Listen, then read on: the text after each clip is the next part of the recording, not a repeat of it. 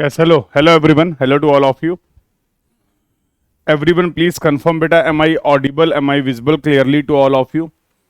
Audio video clear, एक बार सभी लोग कंफर्म कर देंगे. Everyone, please confirm in the chat box. Am I audible? Am I visible clearly to all of you? Audio video is clear to everyone. बेटा please confirm in the chat box. सभी लोग chat box में confirm कर देंगे audio video clear है.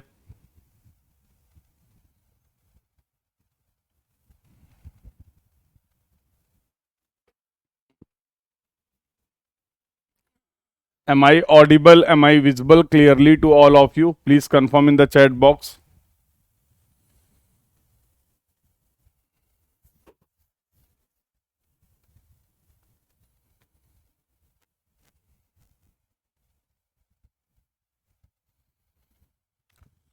Everyone, please confirm in the chat box. Beta, am I audible? Am I visible clearly to all of you? Audio video is clear to everyone.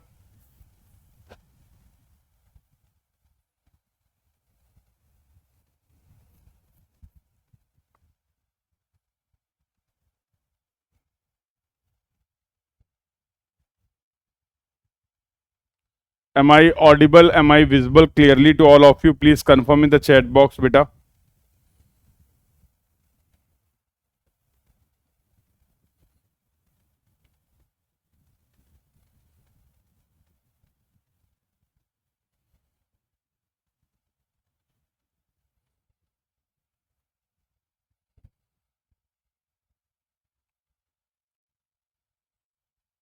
Everyone, please confirm in the chat box. Am I audible? Am I visible clearly to all of you?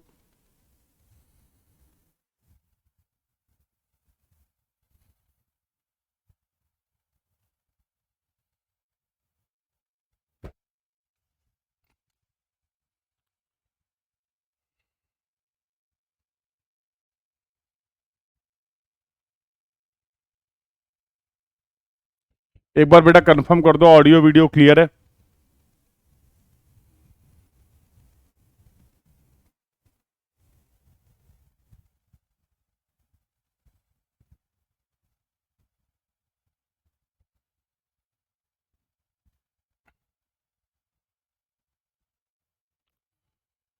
Everyone, please confirm in the chat box. Am I audible? Am I visible clearly to all of you?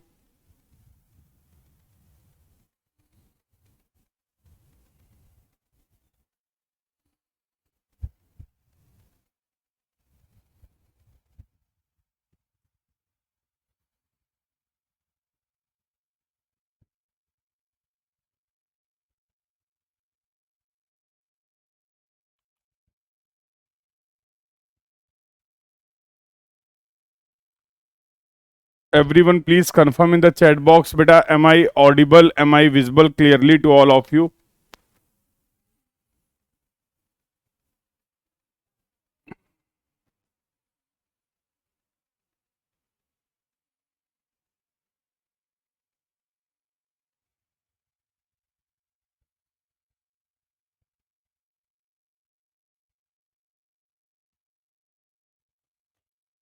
तो I hope audio video clear है. चलिए let's start the discussion को start करते हैं.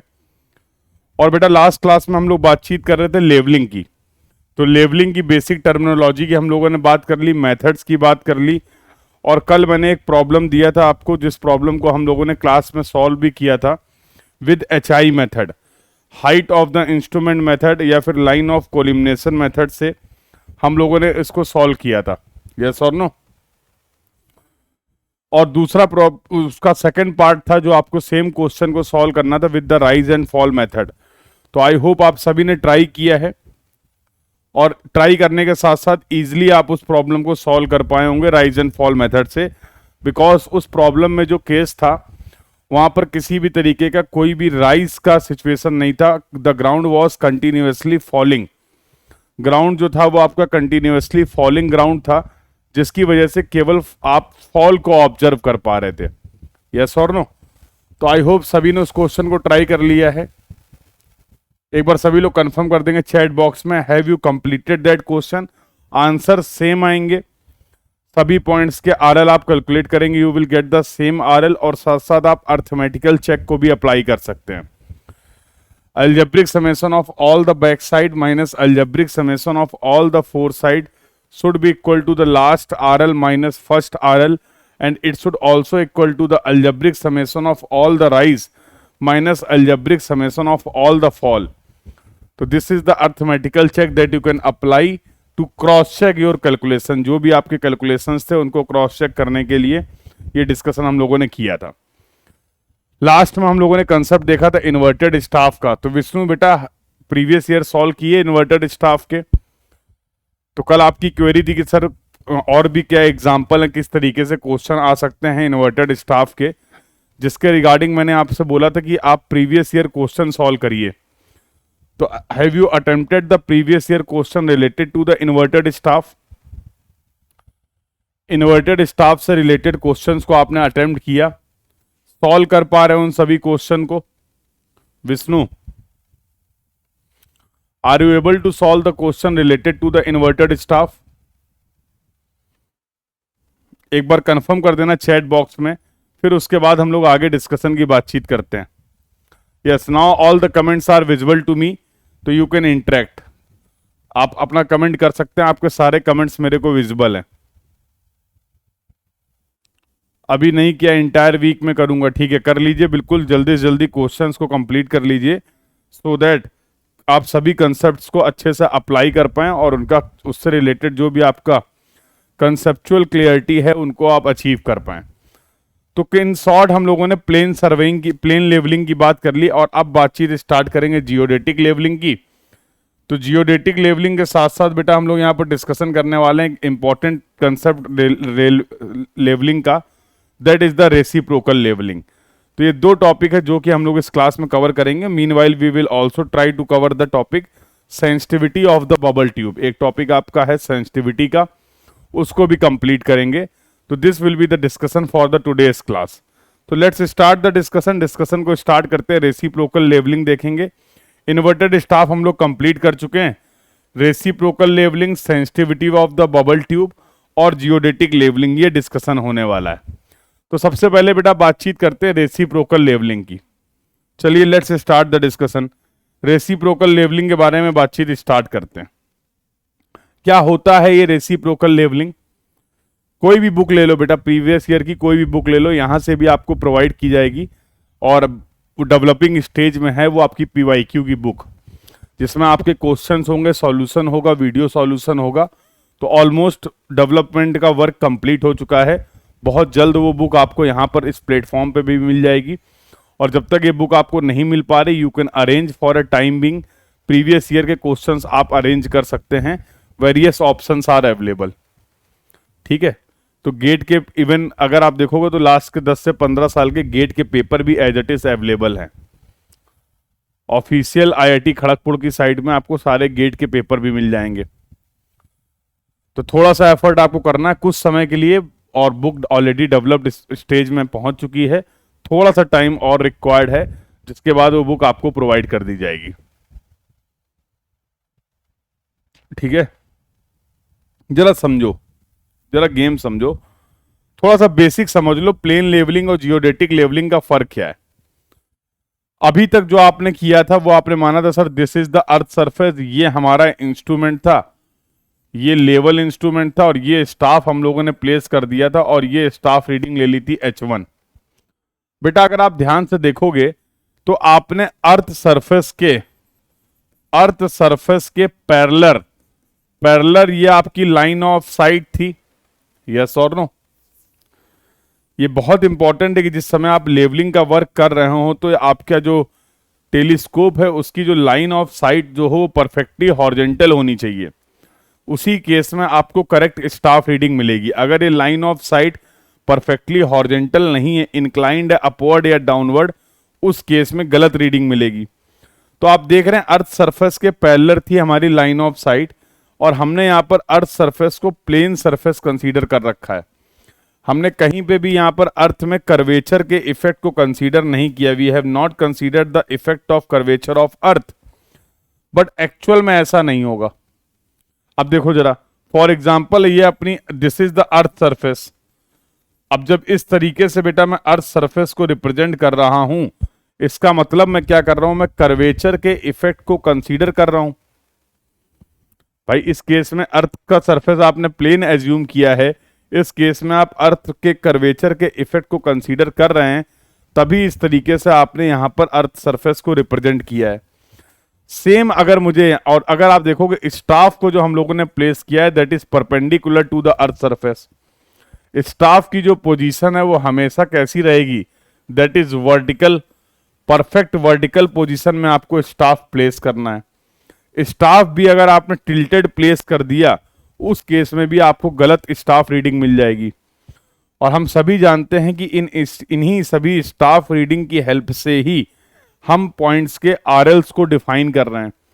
किसी भी reason की वजह से अगर स्टाफ रीडिंग गलत हो जाएगी तो जो भी आरएल हम कैलकुलेट करेंगे वो आरएल भी कैसे हो जाएंगे, इनकरेक्ट हो जाएंगे, गलत हो जाएंगे। तो हुआ क्या, मान लो मैंने यहां पर इंस्ट्रूमेंट को प्लेस किया, ये अपना लेवल इंस्ट्रूमेंट है और ये तो हो गई इसकी हॉरिजॉन्टल लाइन। ये कैसी लाइन हो गई, this is the horizontal line. जो लाइन आप यहां पर रिप्रेजेंट कर रहे थे ये लाइन भी कैसी थी, this is the horizontal line. ये लाइन भी यहां पर कैसी थी, आपकी हॉरिजॉन्टल लाइन थी। अब हम जब स्टाफ को प्लेस करेंगे तो we will place the staff in vertical position. Staff को हमें वर्टिकल पोजीशन में प्लेस करना है तो we will place the staff something like this, and this angle should be equal to, ये एंगल जो होगा वो 90 डिग्री होगा। आपको नहीं लगता है कि अब जो आप रीडिंग ले रहे हैं वो ले रहे हैं corresponding to the horizontal line, but actual में जो रीडिंग आपको लेनी चाहिए थी स्टाफ में वो लेनी चाहिए थी corresponding to the level line. अब लेवल लाइन को आप कैसे रिप्रेजेंट कर सकते हैं, तो for example this line is the level line, these two lines are going to parallel to each other.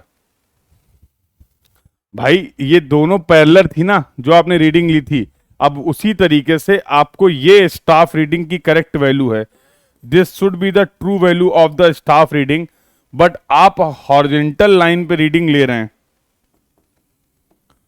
आपकी जो मेजर्ड वैल्यू है, this is your measured value, this is your measured value of the staff reading corresponding to the horizontal line. तो हमारे measurement में यहां पर आप देख पा रहे हो कुछ एरर हो रही है, और ये जो एरर है this is the error due to the curvature.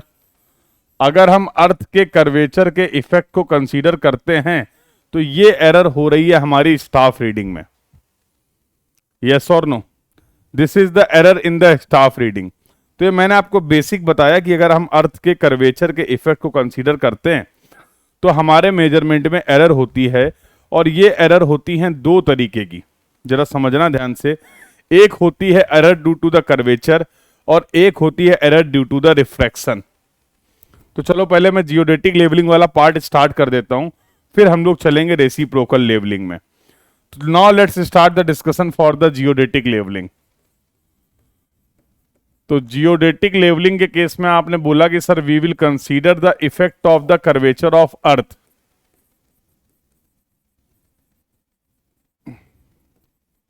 अर्थ के कर्वेचर के इफेक्ट को आपको कंसीडर करना है अपने मेजरमेंट में। तो यहां पर जो पहली एरर देखने को मिलेगी वो मिलेगी ड्यू टू कर्वेचर, और दूसरी जो एरर देखने को मिलेगी बेटा वो मिलेगी ड्यू टू रिफ्रैक्शन। अब जरा कर्वेचर के बारे में तो मैंने आपको बात बता दी, अब रिफ्रैक्शन की बात कर लेते हैं। फिर हम इस एरर का मैग्नीट्यूड निकालेंगे, इस एरर का नेचर निकालेंगे, और इनके लिए करेक्शंस की भी बात करेंगे, इनके लिए करेक्शंस की भी बात करेंगे। जरा ध्यान से समझना। फॉर एग्जाम्पल ये आपकी अर्थ सरफेस है, और रिफ्रैक्शन का गेम क्या होता है पता है, रिफ्रैक्शन की वजह से हमारी जो लाइन ऑफ साइट होती है वो बेंड कर जाती है towards the denser medium due to the effect of the refraction. Refraction के इफेक्ट की वजह से our line of sight will bends towards the denser medium. तो मान लीजिए मैंने ये तीन मटेरियल, तीन डेंसिटी को डिफाइन किया है। Let's say this density is D3, this density is D2 and this density is D1। ठीक है, अब क्या होगा जो हमारी लाइन ऑफ साइट है, अब क्या होगा जो हमारी लाइन ऑफ साइट है, रिफ्रैक्शन की वजह से ये लाइन ऑफ साइट क्या करती है, this should B horizontal, but यहां पर हमें पता है, मान लो D1 सबसे ज्यादा है डेंसिटी, फिर D2 है, फिर D3 है। सबसे ज्यादा डेंसिटी जो है वो D1 मीडियम की है, फर्स्ट मीडियम की है, देन D2, और सबसे कम डेंसिटी है D3 की। तो रिफ्रैक्शन का गेम क्या होता है कि due to the effect of the refraction our line of sight will bends towards the denser medium. हमारी जो लाइन ऑफ साइट होती है ये डेंसर मीडियम की तरफ क्या कर जाती है, बेंड कर जाती है।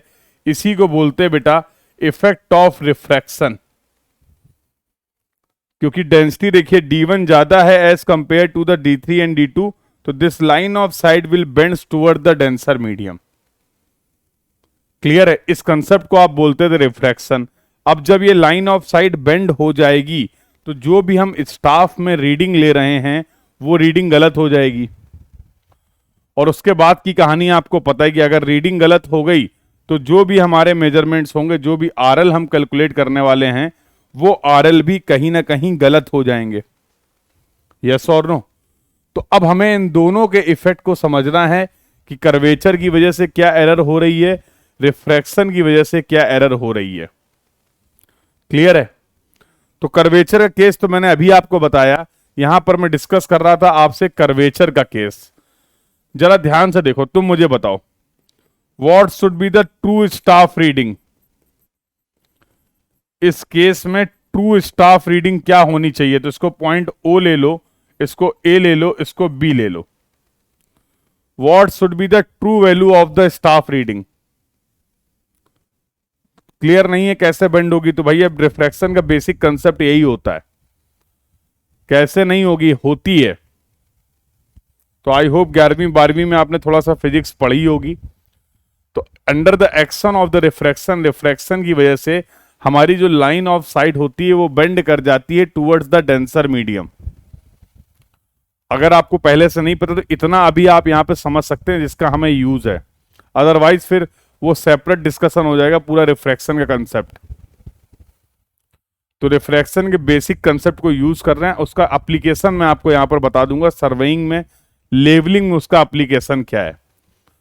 तो एज ऑफ नाउ आप ये समझ सकते हैं कि रिफ्रैक्शन की वजह से line of sight due to the effect of, लिख देता हूं, due to the effect of refraction line of sight will bend towards the denser medium।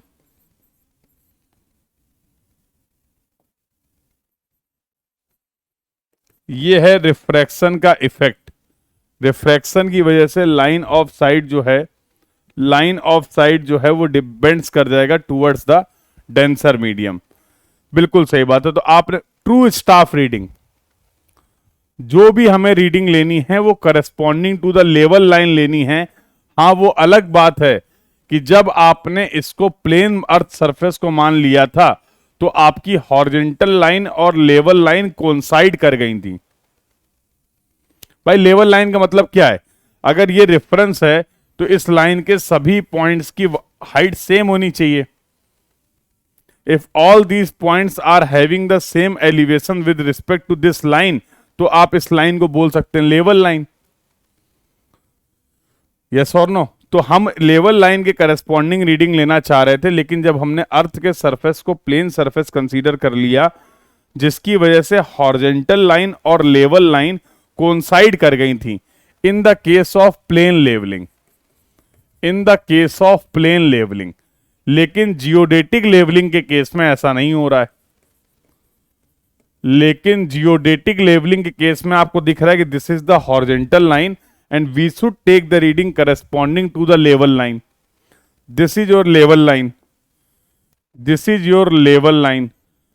तो हम रीडिंग ले पा रहे हैं हॉरिजेंटल लाइन पे के करस्पॉन्डिंग, बट हमको जो करेक्ट रीडिंग लेनी चाहिए थी that's we should take corresponding to the level line, that we should take corresponding to the level line. लिख भी दिया है बेटा। तो यहां पर ओ ए जो होगा ये करेक्ट मेजरमेंट है। O A corresponding to the level line जो स्टाफ रीडिंग आएगी वही करेक्ट रीडिंग होगी। तो इसको मैं बोल सकता हूं ट्रू वैल्यू, यस और no.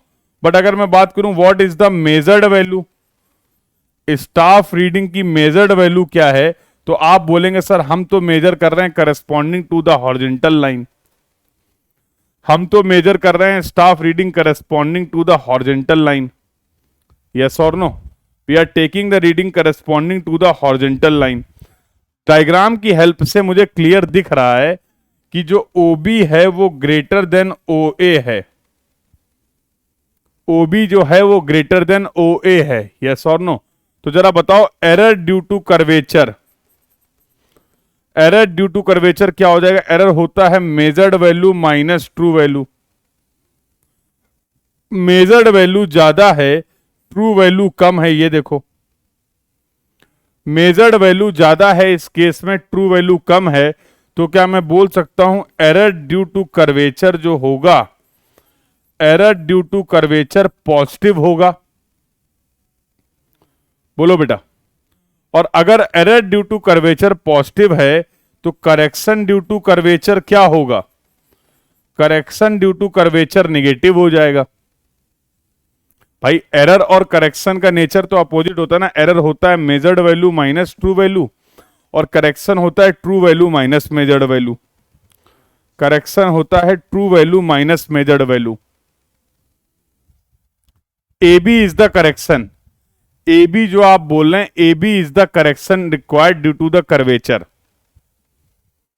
A B is the correction required due to the curvature.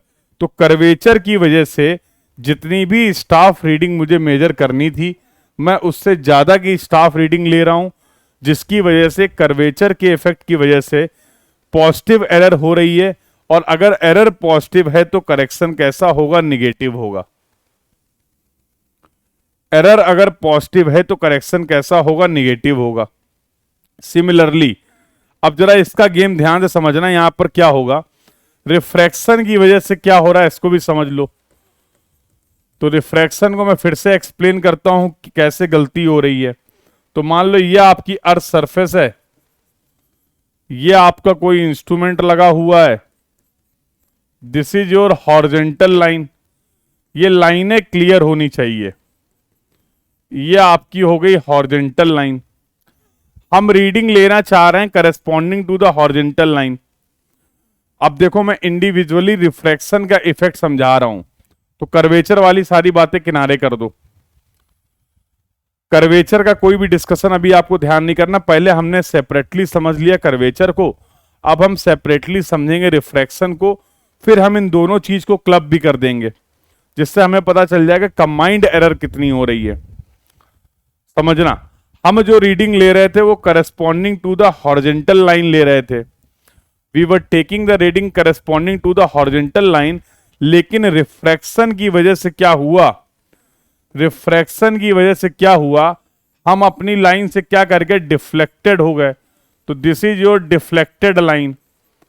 और ये डिफ्लेक्शन क्यों हुआ है?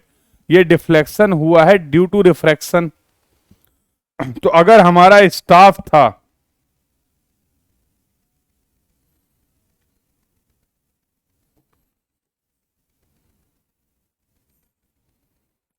तो let's say this was the staff, ये एंगल कितना हो जाएगा? This angle is 90 degree. तो फिर वही बात है, वो O हो गया, ये B हो, A हो गया और ये B हो गया। हम रीडिंग लेना चाह रहे थे corresponding to the horizontal line, तो कहना इससे this should be the true value of the measurement. But practically refraction की वजह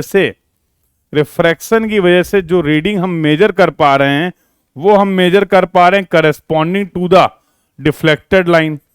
तो this is going to be your measured value.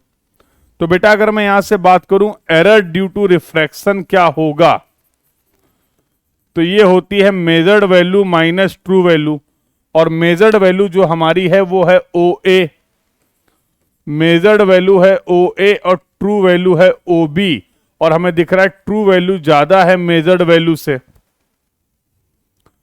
True value ज्यादा है मेजर्ड वैल्यू से। तो ट्रू वैल्यू अगर ज्यादा है मेजर्ड वैल्यू कम है, तो क्या मैं बोल सकता हूं एरर ड्यू टू रिफ्रैक्शन जो आएगा, एरर ड्यू टू जो रिफ्रैक्शन होगी वो निगेटिव होगी, यस और no. Error due to refraction जो है वो निगेटिव होगा, तो करेक्शन ड्यू टू रिफ्रैक्शन क्या हो जाएगा, करेक्शन ड्यू टू रिफ्रैक्शन कैसा हो जाएगा, पॉजिटिव हो जाएगा।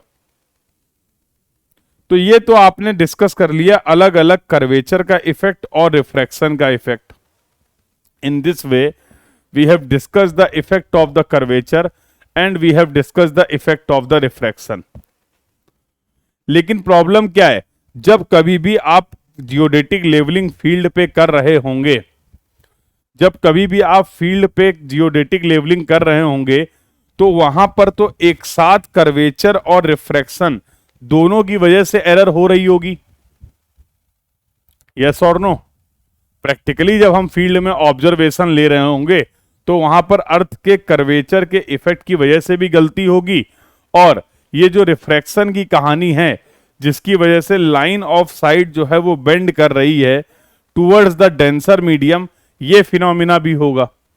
ऐसा थोड़ा होगा कि कर्वेचर बोलेगा भाई हम छुट्टी पे हैं, रिफ्रैक्शन तुम देख लो, या रिफ्रैक्शन बोलेगा मैं कोई एरर नहीं होने दे रहा हूं, कर्वेचर आप अब देख लो। ऐसा तो नहीं होगा ना, फील्ड में तो कर्वेचर का भी इफेक्ट होगा और रिफ्रैक्शन का भी इफेक्ट होगा। अभी हम लोगों ने इंडिविजुअली सेपरेटली डिस्कस किया, पहले कर्वेचर के इफेक्ट का गेम क्या था, कर्वेचर की वजह से किस तरीके की एरर हो रही है, और रिफ्रैक्शन की वजह से किस तरीके की एरर हो रही है।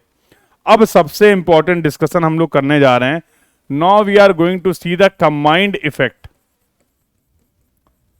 Combined effect of curvature and refraction.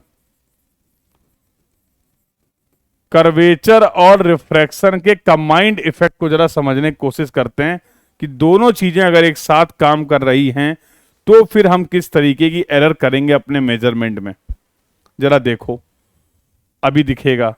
तो for example again this is your earth surface,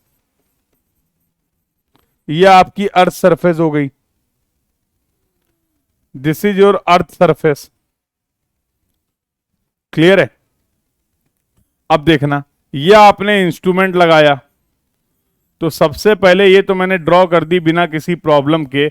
बताओ ये कौन सी लाइन है, आप ही मुझे बताओ ये कौन सी लाइन है। मैं लाइन ड्रॉ करता जा रहा हूं, आप मुझे नाम बताते जाइए, ये कौन सी लाइन है, ये जो लाइन मैंने ड्रॉ की है ये कौन सी लाइन है।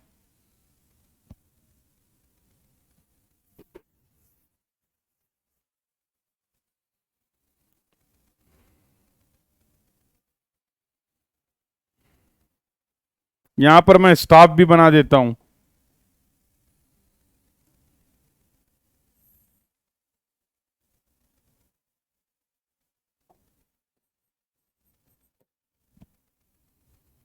लाइन ऑफ साइट है, बिल्कुल सही बात है। क्या इसको हम बोल सकते हैं this is our horizontal line,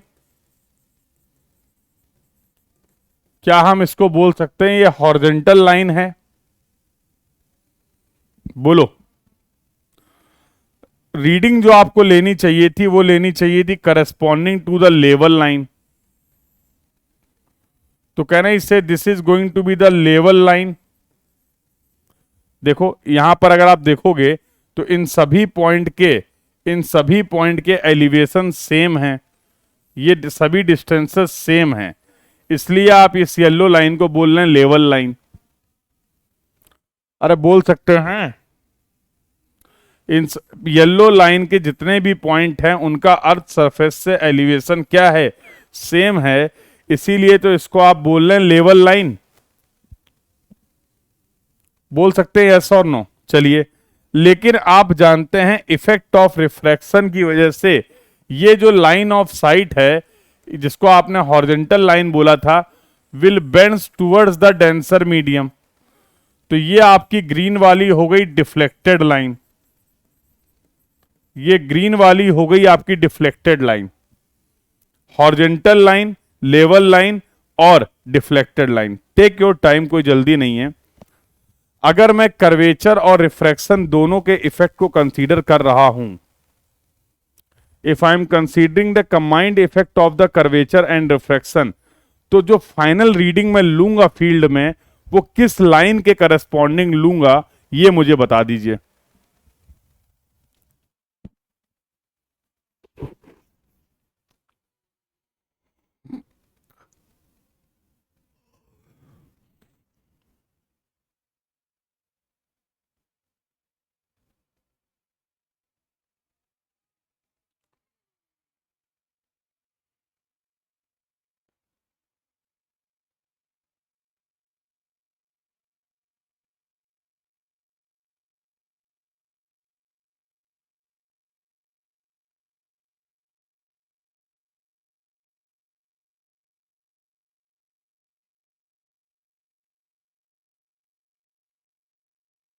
बोलो बेटा।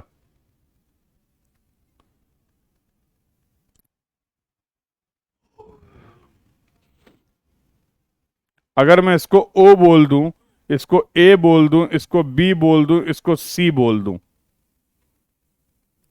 तो जरा अगर मैं कर्वेचर और रिफ्रैक्शन दोनों के इफेक्ट को कंसीडर करता हूं, तो जो मैं फाइनल रीडिंग ले रहा हूं वो मैं करस्पॉन्डिंग टू विच लाइन ले रहा हूं।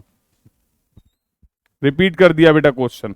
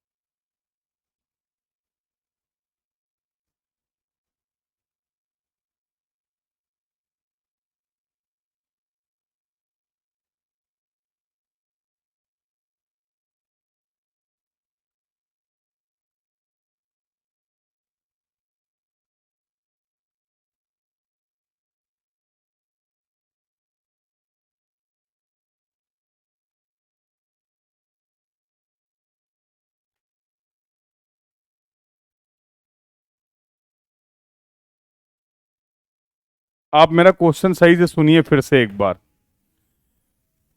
दो वैल्यू हैं, एक है true value of the measurement और एक है मेजर्ड वैल्यू। ट्रू वैल्यू वो वैल्यू है जो हम फाइनली करेक्ट वैल्यू की बात कर रहे हैं। मेजर्ड वैल्यू वो है जो हम फील्ड पे मेजर कर पा रहे हैं। मेरा सवाल आपसे ये है कि जब आप फील्ड में एक स्टाफ रीडिंग ले रहे हैं, जब आप फील्ड में एक स्टाफ रीडिंग मेजर कर रहे हैं, तो फाइनल अगर वहां पर कर्वेचर का भी इफेक्ट है, अगर वहां पर कर्वेचर का भी इफेक्ट है, अगर वहां पर रिफ्रैक्शन का भी इफेक्ट है, तो हमारी मजबूरी है कि हम चाह कर भी ट्रू वैल्यू नहीं ले पाएंगे। अगर कर्वेचर भी है और रिफ्रैक्शन भी है, उसके बाद भी हम ट्रू वैल्यू मेजर्ड कर ले रहे हैं, तब तो कर्वेचर और रिफ्रैक्शन की वजह से कोई एरर ही नहीं होगी। मानते हो कि नहीं? भैया एरर हो रही है, इसका मतलब क्या है कि हम ट्रू वैल्यू मेजर नहीं कर पा रहे हैं। बिल्कुल सही बात है बेटा। ट्रू वैल्यू जो होगी वो हमेशा होगी corresponding to the level line. मतलब अगर यहां पर मैं true value of the staff reading की बात करूं, जो मैं लेना चाह रहा था वो है OA। लेकिन अगर मैं कर्वेचर और रिफ्रैक्शन दोनों के इफेक्ट को कंसीडर कर रहा हूं, तो मैं जो रीडिंग ले पाऊंगा वो ले पाऊंगा corresponding to the measured value, corresponding to the deflected line.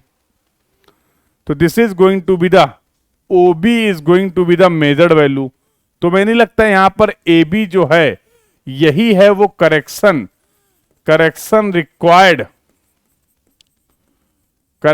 Required due to curvature and refraction.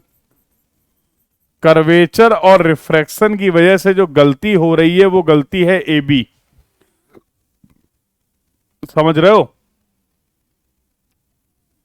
Curvature और रिफ्रैक्शन की वजह से जो गलती हो रही है वो गलती हो रही है A B.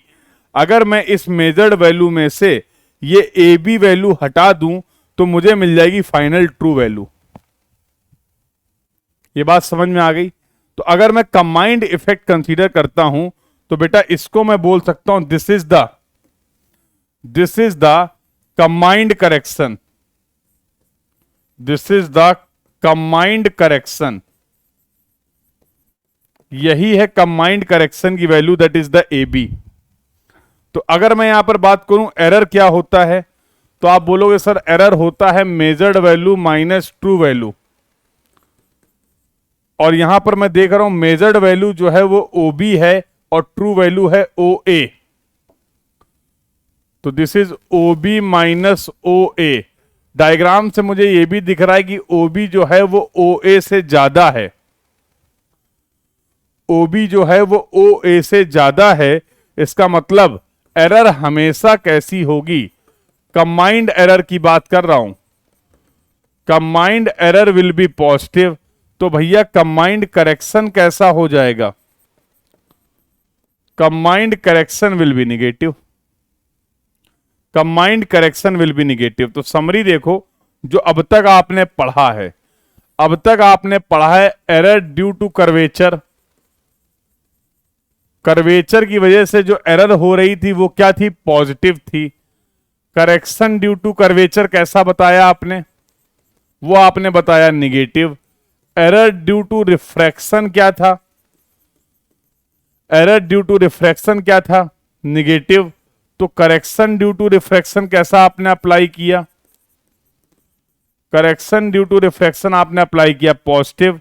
Error due to combined effect की अगर बात करें तो ये हो रही है पॉजिटिव। तो correction due to combined effect की अगर बात करें तो ये हो रहा है निगेटिव। ये समरी है,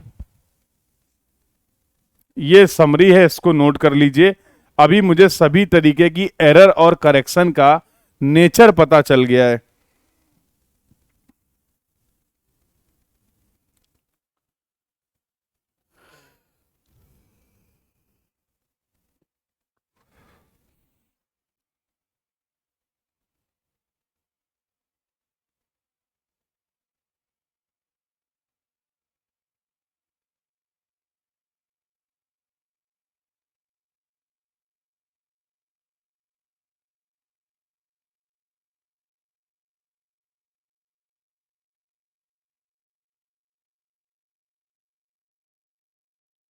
बेटा इसको नोट कर लो और बता दो, एक बार कंफर्म कर दो चैट बॉक्स में।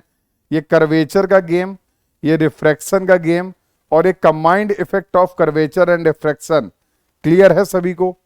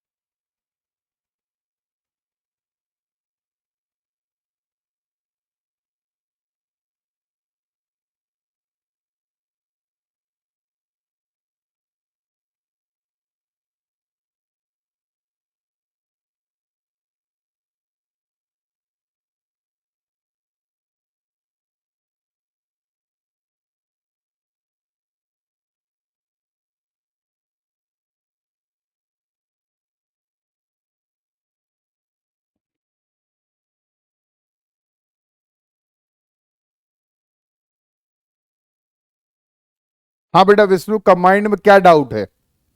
कंबाइंड में आप कर्वेचर और रिफ्रैक्शन दोनों के गेम को कंसीडर कर रहे हैं। बेटा थोड़ा सा कंसंट्रेट होकर टॉपिक को सुनो बेटा, बहुत बेसिक बातें हैं ये विष्णु। मल्टीपल टाइम हम लोग डिस्कस कर चुके हैं एरर और करेक्शन के बारे में। तो मेरी एक रिक्वेस्ट बेटा आपसे कि इन सभी पॉइंट्स को जिस समय क्लास में एक्सप्लेन किया जा रहा है बिल्कुल ध्यान से सुनिए। थोड़ा सा भी अगर आप ध्यान डाइवर्ट करेंगे तो टॉपिक मिस हो जाएगा। बेटा डिस्टेंस कैसे निकालेंगे वो बात की बात है। अभी मैंने कहीं पे भी मैग्नीट्यूड की बात नहीं की है। अभी कर्वेचर के एरर का मैग्नीट्यूड क्या होगा, कर्वेचर के करेक्शन का मैग्नीट्यूड क्या होगा, रिफ्रैक्शन के एरर का मैग्नीट्यूड क्या होगा, रिफ्रैक्शन के करेक्शन का मैग्नीट्यूड क्या होगा, कंबाइंड का एरर कितना होगा, कंबाइंड का करेक्शन कितना होगा। अभी किसी भी तरीके के मैग्नीट्यूड की कोई बात नहीं हुई है। अभी मैं केवल आपको नेचर बता रहा हूं। अभी केवल एरर और करेक्शन का नेचर बताया मैंने, कर्वेचर, रिफ्रैक्शन और कंबाइंड के लिए। मैग्नीट्यूड कैसे निकालेंगे that is the separate discussion.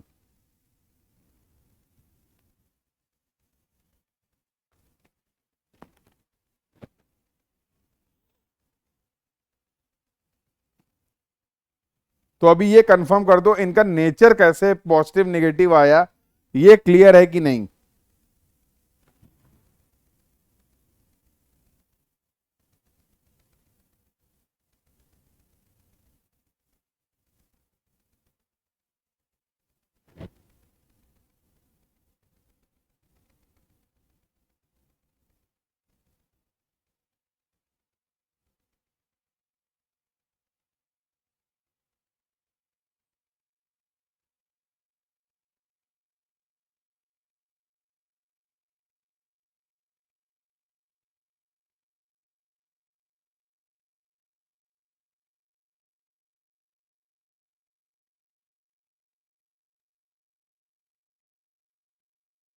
Nature clear है तो बेटा अभी नेचर की बात करिए।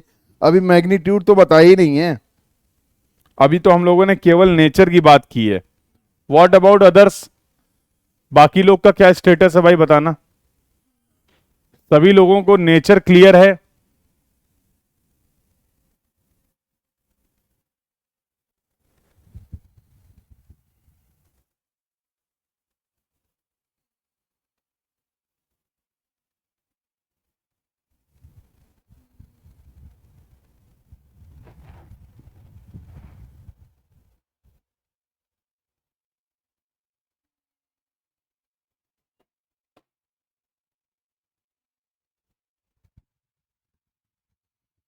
चलें फिर आगे बातचीत कर ली जाए। चलिए फिर आगे डिस्कशन करते। अब आते हैं इनके मैग्नीट्यूड पे, जरा देखना जरा ध्यान से। अब जरा मैग्नीट्यूड निकालना चाह रहे। फॉर एग्जाम्पल ये तुम्हारी अर्थ है, ये अर्थ का हो गया सेंटर। तो आपने बोला सर हम रीडिंग लेना चाह रहे थे corresponding to the horizontal line. अब मैं पहले बात कर रहा हूं कर्वेचर की फिर से। अब सारी बातें होंगी मैग्नीट्यूड के लिए, लेकिन सर हम जो रीडिंग ले पा रहे हैं वो करस्पॉन्डिंग टू, हमें चाहिए था corresponding to the level line, but हम मेजर कर रहे थे corresponding to the horizontal line. तो क्या मैं बोल सकता हूं this is the curvature correction, ये है कर्वेचर का करेक्शन, यस और नो। यही तो गलती हो रही है कर्वेचर की वजह से। तो मान लो ये सेंटर है, इसको मैं रिप्रेजेंट कर देता हूं ओ से, और मैंने बोला ये पॉइंट हो गया ए, ये हो गया बी और ये हो गया सी। कोई मुझे बताएगा क्या ओ ए और ओ बी की वैल्यू क्या होगी। ओ ए और ओ बी जो हैं ये कुछ और नहीं है, ये है आर के बराबर, और आर है रेडियस ऑफ अर्थ। ये अर्थ की रेडियस है। एसी जो डिस्टेंस है वो इंस्ट्रूमेंट और स्टाफ के बीच की डिस्टेंस है। AC is equal to D, और इसको आपने बोला distance between level and staff. Level और स्टाफ के बीच की जो डिस्टेंस है वो है AC। और ये जो एरर हो रही है ये अर्थ के कर्वेचर की वजह से हो रही है। अभी अगर आप अर्थ के कर्वेचर को कंसीडर ना करें तो ये वैल्यू बी और सी पॉइंट कोइंसाइड हो जाएगा कि नहीं हो जाएगा। ये डिफरेंस तभी आ रहा है जब हम अर्थ के कर्वेचर के इफेक्ट को कंसीडर कर रहे हैं। This is the difference only when we are considering the effect of the curvature of the earth, yes और नो। अगर हम अर्थ के सरफेस को प्लेन सरफेस मान लें तो फिर वहां पर कर्वेचर की वजह से कोई गलती नहीं होगी। तो फिर वहां पर कर्वेचर की वजह से कोई भी गलती नहीं होगी, मानते हो कि नहीं? चलिए, तो इस ट्रायंगल में अगर आपको कोई दिक्कत ना हो तो हम लगाते हैं Pythagoras triangle theorem in triangle O A C. ये ट्रायंगल ओ ए सी की बात कर लेते हैं, जरा ध्यान से समझना। तो क्या मैं लिख सकता हूं कि जो ओ सी का स्क्वायर होगा वो ओ ए का स्क्वायर और प्लस ए सी के स्क्वायर के बराबर होगा? क्या ऐसा लिखा जा सकता है? जरा ध्यान से समझना। ओ सी को मैं लिख देता हूं अगर ओ बी और O B plus B C का square will be equal to O A है तुम्हारा आर का स्क्वायर और ए सी है तुम्हारा डी का स्क्वायर। ए प्लस बी का होल स्क्वायर क्या होता है? ओ बी है तुम्हारा आर, तो A square plus B square plus 2ab will be equal to R square plus D square. ऐसा लिखा जा सकता है? Can we write like this, yes और नो? तो ये a प्लस बी का होल स्क्वायर को मैंने एक्सपेंड कर दिया, A square plus B square plus 2ab। तो भैया जरा ध्यान से देखो, ये आर स्क्वायर से आर स्क्वायर निपट लेगा, इसमें से मैं सी सी ले लेता हूं कॉमन, तो आ जाएगा C C plus 2r will be equal to the D square. और हमें निकालना है कर्वेचर का करेक्शन का मैग्नीट्यूड, हमें निकालना है कर्वेचर के करेक्शन का मैग्नीट्यूड। तो ये आ जाएगा D square by C C plus 2r। आ जाएगा कि नहीं आ जाएगा? कर्वेचर करेक्शन का जो मैग्नीट्यूड आ रहा है वो आ जाएगा डी स्क्वायर अपॉन सी सी प्लस 2r।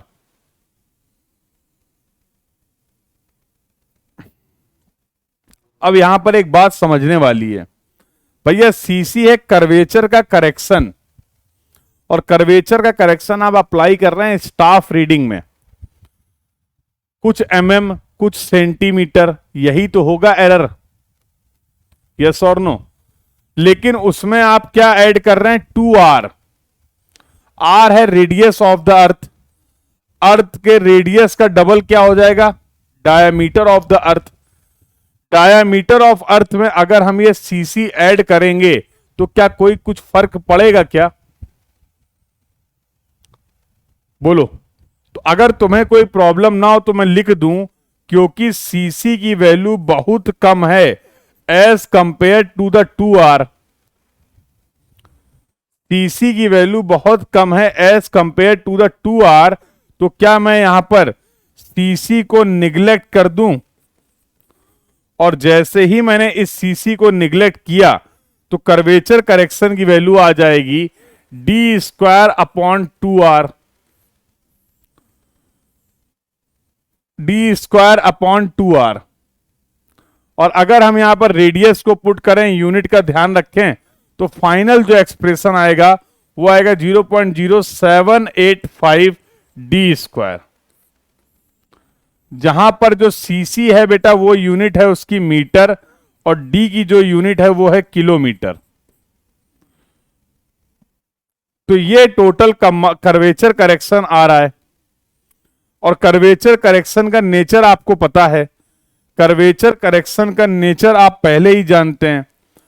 तो कर्वेचर करेक्शन का नेचर था निगेटिव, और ये अब आपने निकाल लिया इसका मैग्नीट्यूड, तो CC will be equal to minus 0.0785 D square. ये हो गया नेचर और मैग्नीट्यूड आपके कर्वेचर करेक्शन का। This is the nature and magnitude of the curvature correction. Clear है सभी को? ये पॉइंट क्लियर है सभी को, यस और no? This discussion is clear to everyone? बोलो। तो बेटा अब बात कर लेते हैं रिफ्रैक्शन करेक्शन की। तो रिफ्रैक्शन करेक्शन का जो मैग्नीट्यूड है, सीआर का जो मैग्नीट्यूड है वो 1/7 ऑफ सीसी का मैग्नीट्यूड बोला गया। सीआर का जो मैग्नीट्यूड होगा that will B 1/7 of CC का मैग्नीट्यूड। तो आप लिखेंगे 1/7 ऑफ 0.0785 डी स्क्वायर। तो आई थिंक सी आर आ जाएगा 0.0112 डी स्क्वायर। और अगर रिफ्रैक्शन करेक्शन की बात करूं तो इसका नेचर था पॉजिटिव। रिफ्रैक्शन करेक्शन का नेचर क्या था? पॉजिटिव। तो फाइनली अगर मैं लिखूं तो सी आर की वैल्यू हो जाएगी plus 0.0112 D square, plus 0.0112 D square. ये आपका आ गया रिफ्रैक्शन करेक्शन। नेचर भी आ गया, मैग्नीट्यूड भी आ गया। और ये जो गाइडलाइन है this is only for the magnitude. ये गाइडलाइन जो आपको प्रोवाइड की गई है वो रिफ्रैक्शन करेक्शन का मैग्नीट्यूड के रिगार्डिंग है। This is the guideline related to the magnitude of the refraction correction. अब मैं देखना चाह रहा हूं कंबाइंड करेक्शन। अब मैं देखना चाह रहा हूं कंबाइंड करेक्शन। सी टोटल जो होगा वो होगा सी आर, नहीं, सी टोटल जो होगा वो कर्वेचर और रिफ्रैक्शन के बराबर होगा। अभी अभी मैंने डिस्कस किया है कर्वेचर करेक्शन था -0.0785 डी स्क्वायर और ये था प्लस का 0.0112 डी स्क्वायर। तो सी कंबाइंड बोल दो या टोटल बोल दो, तो ये आ जाएगा माइनस का 0.0673 डी स्क्वायर, 0.0673 डी स्क्वायर। ये देखिए कंबाइंड करेक्शन जो था, कंबाइंड करेक्शन जो था वो निगेटिव था। तो आ गया कंबाइंड करेक्शन निगेटिव। ये देखो कंबाइंड करेक्शन आ गया निगेटिव। तो this is the magnitude and this is the nature. आ गया। तो अब आपको पता चल गया है, अब आपको पता चल गया है कर्वेचर की वजह से क्या करेक्शन रिक्वायर्ड है, रिफ्रैक्शन की वजह से क्या करेक्शन रिक्वायर्ड है, और कंबाइंड इफेक्ट क्या है। अब इसका पहले एक एप्लीकेशन देख लो। अब पहले इसका एक एप्लीकेशन देख लो, फिर आगे बातचीत करते हैं। Let's solve a example. तो एक जियोडेटिक लेवलिंग आपने करी है, एक जियोडेटिक लेवलिंग करी है और एक स्टाफ पे जो मेजर्ड वैल्यू आ रही है वो 2.225 मीटर है। This is the staff reading. Instrument और स्टाफ के बीच में जो डिस्टेंस है वो है 2 किलोमीटर। इंस्ट्रूमेंट और स्टाफ के बीच में जो डिस्टेंस है वो है 2 किलोमीटर। तो इस स्टाफ रीडिंग की ट्रू वैल्यू क्या हो जाएगी ये बताना है आपको। Tell me your answer in the chat box. What will be the true value of this staff reading. Apply both the correction. यहां पर कर्वेचर और रिफ्रैक्शन दोनों करेक्शन आपको अप्लाई करने हैं।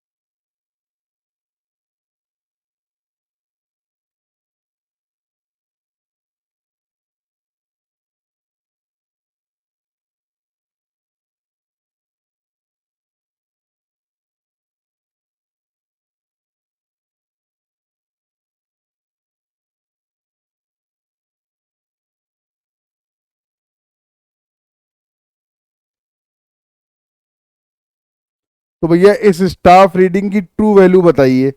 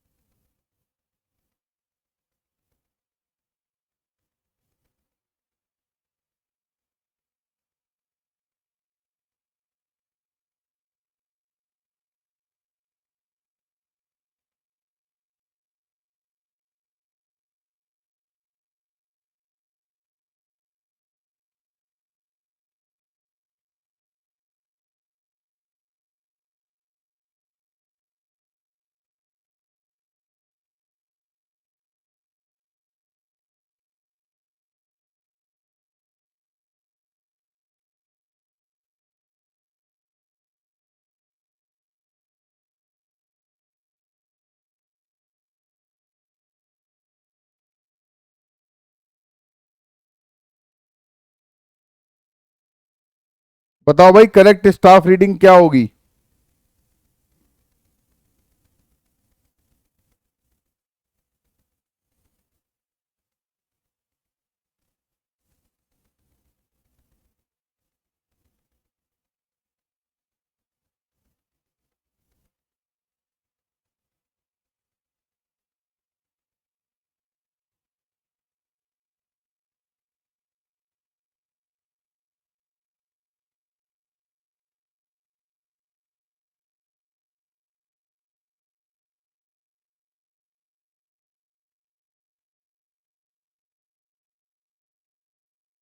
अरे इतना देर क्यों लग रहा है? What will be the correct staff reading? अरे सिंपल सा तो प्रॉब्लम है, यहां पर कर्वेचर और रिफ्रैक्शन दोनों का गेम है, तो क्या हम कंबाइंड करेक्शन अप्लाई कर दें? और कंबाइंड करेक्शन क्या होता है? माइनस का 0.0673 डी स्क्वायर। तो सी टोटल हमें मीटर में मिल जाएगा माइनस का 0.0673। डी रखना है किलोमीटर में तो 2 का स्क्वायर। डी रखना है किलोमीटर तो 2 का स्क्वायर। तो ये आ गया 0.0673 इंटू 4। ये सी टोटल की जो वैल्यू आ रही है माइनस का 0.2692 मीटर आ रही है। यस, तो true value will be equal to measured value minus correction. तो 2.225 minus 0.269 will be equal to, true value की वैल्यू आ जाएगी 1.9558 मीटर। ये करेक्ट स्टाफ रीडिंग होगी। बिल्कुल सही है सच्चिदानंद, बिल्कुल your answer is correct. Vishnu कहां गलती कर दी बेटा? विष्णु कहां पर गलती कर दी?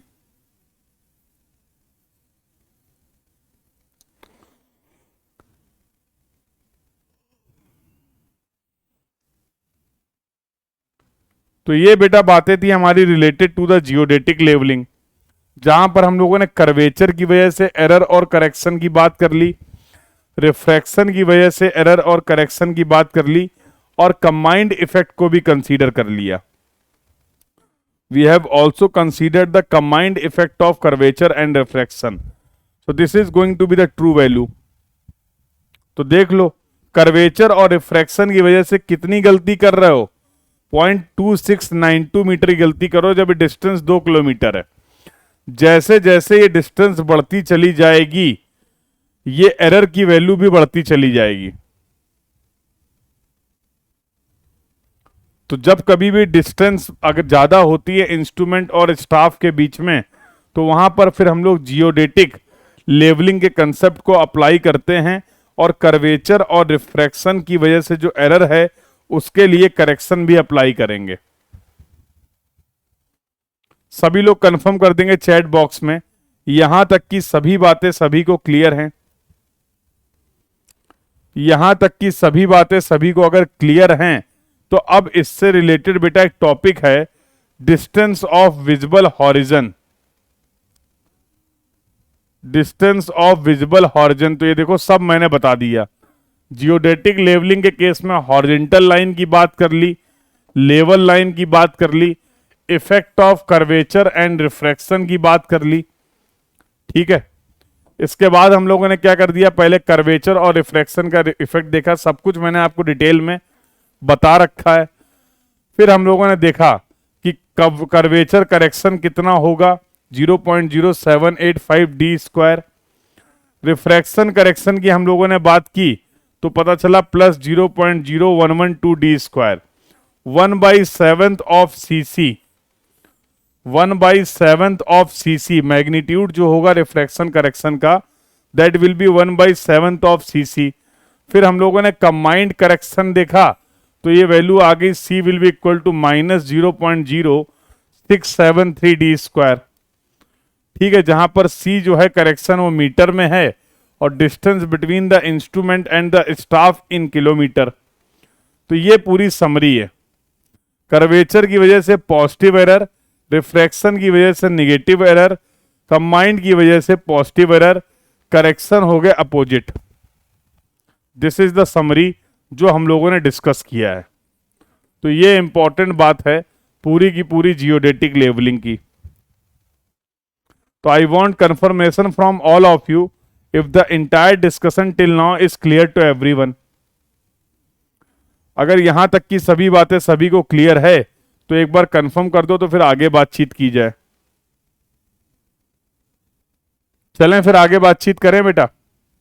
अगला इसी का एप्लीकेशन आता है distance of the visible horizon. जरा इसको ध्यान से समझो।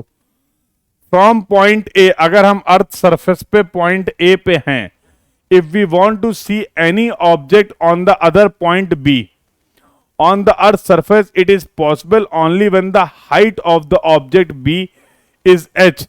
ये ऑब्जेक्ट आपको तभी दिखेगा जब इसकी हाइट जो है वो h है, सच दैट कंबाइंड करेक्शन, भैया ये हाइट जो है यही तो एरर थी, and it should be equal to C total, तभी तो आप बी पे किसी ऑब्जेक्ट को देख पाएंगे। यस और नो? तो कहने का मतलब क्या है, यहां पर देखो दो केस होते हैं, केस 1 एंड केस 2। आपसे बोला जाएगा कि आप अर्थ सरफेस में हैं, कितनी हॉरिजेंटल डिस्टेंस को देख सकते हैं, या अगर आप h हाइट पे हैं तो कितनी हॉरिजेंटल डिस्टेंस को आप देख पाएंगे। तो तुम्हें नहीं लगता ये h जो है वो कुछ और नहीं है, c टोटल के बराबर है? और वही हम लोगों ने कर दिया, टोटल करेक्शन अप्लाई कर दिया, c कंबाइंड अप्लाई कर दिया। तो यहां से हमें d की वैल्यू मिल जाएगी 3.855 अंडर रूट h। ध्यान देने वाली बात वही है, h की जो यूनिट होगी वो मीटर में होगी और d की जो यूनिट होगी वो किलोमीटर में होगी। तो केस 1 था जब आपका कोई एक ऑब्जर्वर है। केस 2 में आपने क्या बोला सर, जब दो ऑब्जर्वर हैं, एक ऑब्जर्वर की हाइट h1 है, एक ऑब्जर्वर की हाइट h2 है, उस केस में इन दोनों ऑब्जर्वर के बीच में total distance of visible horizon क्या होगी। तो फिर से वही बात है, अब कुछ नहीं होगा, जो d होगा that will be equal to d1 plus d2, और d1 होता है 3.855 अंडर रूट h1 और ये हो जाएगा 3.855 अंडर रूट h2। तो d will be equal to 3.855 common ले लेते हैं, under root h1 plus under root h2। तो ये total distance of visible horizon हो जाएगी। फिर वही बात है, d will be in kilometre और h1 और h2 जो हैं वो हो जाएंगे आपके मीटर में। तो अगर सिंगल ऑब्जर्वर है तो h 3.855 under root h distance of visible horizon, और दो ऑब्जर्वर हैं तो 3.855 under root h1 plus h2। ये डिस्कशन इंपॉर्टेंट है आपके एग्जाम पॉइंट ऑफ व्यू से। तो गेट में ऐसे सवाल आते रहते हैं। Everyone try to solve this question and tell me the answer in the chat box. ये क्वेश्चन है आपका जियोडेटिक लेवलिंग से रिलेटेड।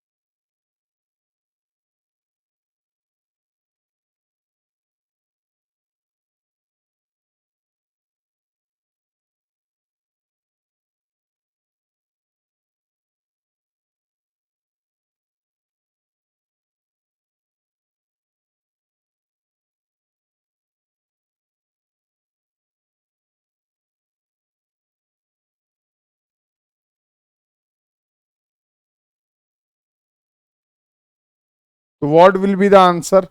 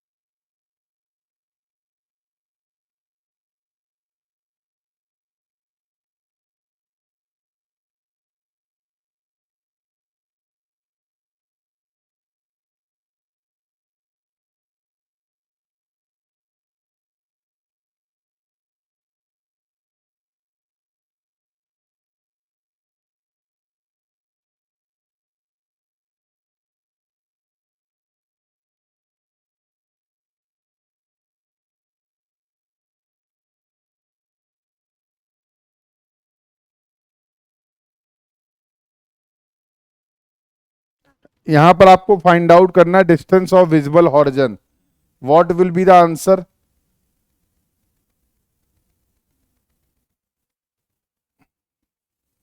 अरे बोलो भाई।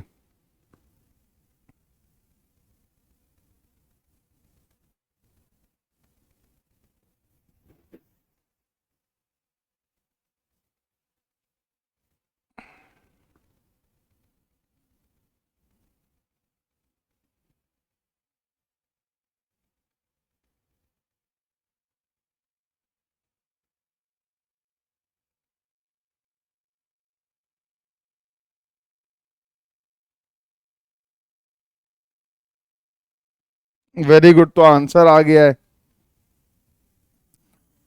41.15। Krishna, what about others? बाकी लोग क्या कर रहे हैं भाई? What about others? अरे क्या है, देखो बोला गया an observer standing on the deck of the ship. तो यहां है कोई जहाज, यहां है कोई जहाज, और इस जहाज के डेक में कोई ऑब्जर्वर आपका खड़ा हुआ है। ये जहाज जो है वो ट्रेवल कर रहा है, किधर ट्रेवल कर रहा है? Towards a port. मान लो पोर्ट, और एक पोर्ट में एक लगा हुआ है लाइट हाउस। पोर्ट में एक लगा हुआ है lighthouse. Top of the lighthouse is 52 metre. तो ये H2 जो दे रखा गया है वो 52 मीटर दे रखा गया है, और ऑब्जर्वर का जो आई लेवल है वो दे रखा गया है 12 मीटर। तो H1 दे रखा गया है 12 मीटर। तो पूछ रहा है इन दोनों के बीच में total distance of visible horizon कितनी होगी? तो D will be equal to 3.855 under root H1 plus under root H2। तो 3.855 अंडर रूट H1 हो गया 12 प्लस अंडर रूट 52। सॉल्व कर लो तो D आ जाएगा किलोमीटर में।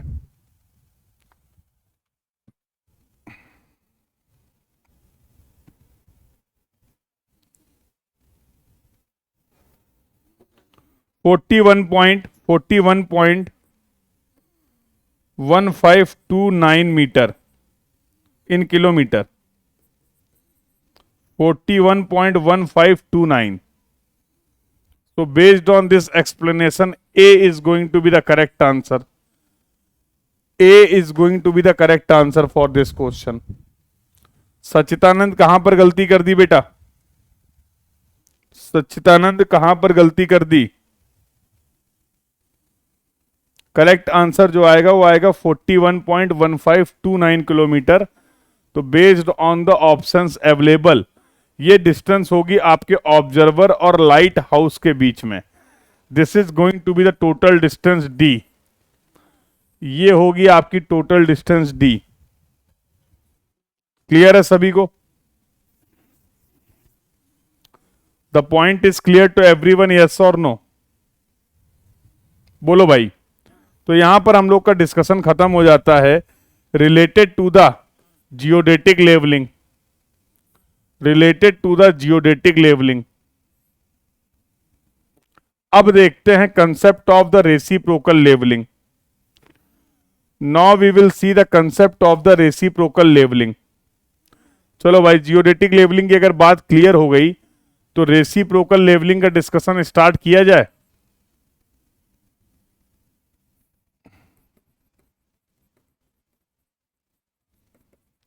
Now should we start our discussion for the reciprocal levelling. और important बेटा यहां से गेट में 2 नंबर के, गेट और ईएससी में सभी जगह आपको 2 नंबर के फ्रीक्वेंट क्वेश्चन देखने को मिलते हैं। 2 नंबर के फ्रीक्वेंट क्वेश्चन देखने को मिलते हैं। देखो, रेसिप्रोकल लेवलिंग जो है वो लेवलिंग का वो तरीका है, इसको आप कुछ स्पेशल केसेस में यूज करते हैं। In some special cases we are going to use this method. और लेवलिंग का मतलब हमें पता ही चल गया है, लेवलिंग का मेन ऑब्जेक्टिव है आरएल को फाइंड आउट करना। ठीक है, तो लेवलिंग के इस तरीके को हम लोग कुछ स्पेशल कंडीशंस में यूज करते हैं। अब वो स्पेशल कंडीशंस क्या हैं, जरा इसको समझिए। फॉर एग्जाम्पल बेटा, ये कोई एक पॉइंट ए इधर है, this is the point A and this is the point B. ये आपका पॉइंट बी है, बीच में है एक रिवर, ये एक रिवर है।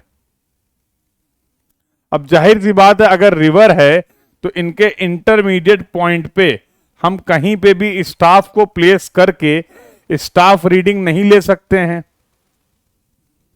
We can not take the staff reading in between the point A and B because river is the obstruction. अब ऐसा तो है नहीं कि नाव में बैठ जाएंगे स्टाफ लेके, नाव में बैठ जाएंगे स्टाफ लेके, ऐसा तो नहीं करेंगे ना। तो इन दोनों पॉइंट के बीच में कहीं पे भी स्टाफ रीडिंग ले पाना संभव नहीं है। जैसा कल आपने किया था, कल हमारे पास जो ग्राउंड था वहां पर किसी भी पॉइंट पे स्टाफ रीडिंग ले पाना संभव था, और बिना स्टाफ रीडिंग के तो हम मेजरमेंट कर नहीं पाएंगे। ये भी एक प्रॉब्लम है। Without staff reading we can not calculate the RL. तो आपको एक लेवलिंग का तरीका बताया गया जिसको बोलते हैं रेसिप्रोकल लेवलिंग, जिसकी हेल्प से ऐसी सिचुएशन पे, ऐसी कंडीशन पे आप इस मेथड की हेल्प से, आप इस तरीके की हेल्प से भी आरएल को कैलकुलेट कर सकते हैं, आरएल को डिफाइन कर सकते हैं। तो समझते हैं क्या रेसिप्रोकल लेवलिंग के फायदे हैं। तो सबसे पहली बात तो ये समझना है कि जब कभी भी आप रेसिप्रोकल लेवलिंग के कंसेप्ट को अप्लाई करते हैं तो इसका सबसे बड़ा एडवांटेज क्या है कि यहां पर कर्वेचर एंड रिफ्रैक्शन, कर्वेचर और रिफ्रैक्शन की वजह से जो भी एरर हो रही थी आपके मेजरमेंट में, उनके लिए अलग से कोई भी करेक्शन अप्लाई करने की जरूरत नहीं है। क्यों नहीं है अभी मैं आपको बता दूंगा। तो curvature and refraction corrections, curvature and refraction corrections are not required। Reciprocal levelling की हेल्प से जब आप लेवलिंग करेंगे इस मेथड की हेल्प से, तो कर्वेचर और रिफ्रैक्शन की एरर के लिए कोई भी करेक्शन अप्लाई करने की जरूरत नहीं है। बहुत बढ़िया है। एरर होगी लेकिन उसके लिए करेक्शन नहीं अप्लाई करना है। ऐसा है कुछ इस मेथड में, ऐसा है कुछ इस तरीके में कि डायरेक्टली आपको करेक्ट वैल्यू मिल जाएगी। समझेंगे। दूसरा एक होती कोलिमिनेशन एरर। तो कोलिमिनेशन एरर भी जो होगी, collimation error can be eliminated, collimation error can be eliminated. जब आप रेसिप्रोकल लेवलिंग करते हैं तो अगर आपके इंस्ट्रूमेंट में कोई भी कोलिमिनेशन एरर है तो उसके लिए भी आपको करेक्शन अप्लाई करने की जरूरत नहीं है। वो एरर भी बाय डिफॉल्ट ऑटोमेटिकली इसके प्रोसेस में खत्म हो जाएगी। तो यार ये तो बहुत अच्छा मेथड है। कर्वेचर के लिए करेक्शन नहीं अप्लाई करना है, रिफ्रैक्शन के लिए करेक्शन अप्लाई नहीं करना है। अगर इंस्ट्रूमेंट में भी कोई एरर है हमारी, अगर कोई इंस्ट्रूमेंटल एरर है, उसके लिए भी हमें कोई करेक्शन अप्लाई नहीं करना है। ये तो बहुत अच्छी बात है ना, बिल्कुल बहुत अच्छी बात है। अब जरा समझो, इन चीजों को समझते हैं ऐसा क्यों। तो ये होती है 2 स्टेप में, इसके रेसिप्रोकल लेवलिंग के 2 स्टेप हैं। तो अभी मैंने बोला था फॉर एग्जाम्पल ये तुम्हारा पॉइंट ए है और ये पॉइंट बी है। जरा ध्यान से समझना, तुम्हें सब कुछ पता है, तुम्हें सब कुछ पता है, बट ध्यान से समझना। पहला स्टेप ये बोलता है कि place the level near A. सबसे पहले आप लेवल इंस्ट्रूमेंट को पॉइंट ए के पास रखिए। सबसे पहले आप लेवल इंस्ट्रूमेंट को, लाइन ऑफ साइट को कोलिमिनेशन कह सकते हैं क्या? लाइन ऑफ साइट अगर परफेक्टली हॉरिजेंटल है तो आप उसको बोलते हैं line of collimation. Line of sight किसी भी एंगल पे हो सकती है भाई, मैं तुम्हें ऐसे भी देख सकता हूं, ऐसे भी देख सकता हूं, ऐसे भी देख सकता हूं, यस और no. But if the line of sight is perfectly horizontal, this line will be consider as the collimation line. तो फिर आप इस लाइन को बोल देते हैं कोलिमिनेशन लाइन। क्लियर है? तो पहला स्टेप क्या बोलता है रेसिप्रोकल लेवलिंग का, कि आप इंस्ट्रूमेंट को ए के पास प्लेस करिए और दोनों पॉइंट पे स्टाफ रीडिंग लीजिए। जरा देखो, तुम सभी जानते हो कि ये होने वाली तुम्हारी प्यारी सी horizontal line. This is going to be the horizontal line, yes और नो। जब हमने स्टाफ को प्लेस किया है पॉइंट ए पे, तो मान लो यहां पर रीडिंग मिल रही है एच ए, यहां पर हमें रीडिंग मिल रही है एच ए, और यहां पर भी हमने एक स्टाफ प्लेस किया है। Here also we have place the staff, और यहां पर हमें रीडिंग मिलेगी एच बी। लेकिन जो रीडिंग मिलेगी वो corresponding to the horizontal line नहीं मिलेगी, ये हम जानते हैं। तो हम जो रीडिंग ले पाएंगे वो लेंगे corresponding to the deflected line, और डिफ्लेक्टेड लाइन पे बेटा जो रीडिंग मिल रही है वो मिल रही है एच बी। ये रीडिंग मिल रही है एच बी, ठीक है। एक्चुअल में जो हमें रीडिंग लेनी चाहिए थी वो रीडिंग लेनी चाहिए थी corresponding to the level line. In actual we need to take the reading corresponding to the level line. तो यही तो आप बोल रहे थे कि this is the combined, this is the total correction required, this is the total correction required. अब जरा इस बात को समझो, मान लो इन दोनों पॉइंट के बीच में एलिवेशन डिफरेंस जो है वो है कैपिटल एच का। ये ए पॉइंट हायर एलिवेशन पे है, बी पॉइंट लोअर एलिवेशन पे है, तो इन दोनों पॉइंट के बीच में एलिवेशन डिफरेंस जो है वो है एच का। तुम मुझे बताओ, जरा ध्यान से देखना, मैं बोल सकता हूं यहां पर staff reading at point A कितना मिल रहा है? तो आपने बोल दिया सर एच ए। क्या इस एच ए रीडिंग में कर्वेचर और रिफ्रैक्शन की वजह से कोई एरर होगी? बोलो, क्या ये जो स्टाफ रीडिंग आप पॉइंट ए पे ले रहे हैं इसमें कर्वेचर और रिफ्रैक्शन की वजह से कोई भी एरर होगी, यस और no? Will there any error due to the effect of the curvature and refraction for this staff reading HA? बोलो। अरे नहीं होगी, क्योंकि ए में जो आपने स्टाफ रीडिंग ली है ये इंस्ट्रूमेंट के बिल्कुल पास में रखा हुआ है। और ध्यान से देखिए, यहां तक सभी लाइनें, हॉरिजेंटल लाइन, लेवल लाइन और डिफ्लेक्टेड लाइन सब एक ही लाइन है। तो why there will be the error, मतलब ये रीडिंग सही है। अगर मैं यहां पर लिखूं incorrect staff reading, incorrect staff reading at B कितनी हो जाएगी? तो ये है जो आपने मेजर करी है एच बी। क्योंकि अब डिस्टेंस बहुत ज्यादा है तो कर्वेचर की वजह से भी गलती हो रही है और रिफ्रैक्शन की वजह से भी गलती हो रही है, यस और नो? अब मैं अगर जानना चाहता हूं कि करेक्ट स्टाफ रीडिंग कितनी होगी,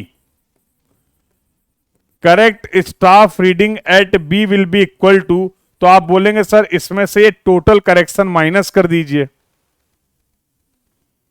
अगर आप इसमें से ये टोटल करेक्शन माइनस कर देंगे एच बी में से सी टी, तो हमें corresponding to the level line reading मिल जाएगी और वही रीडिंग सही होगी।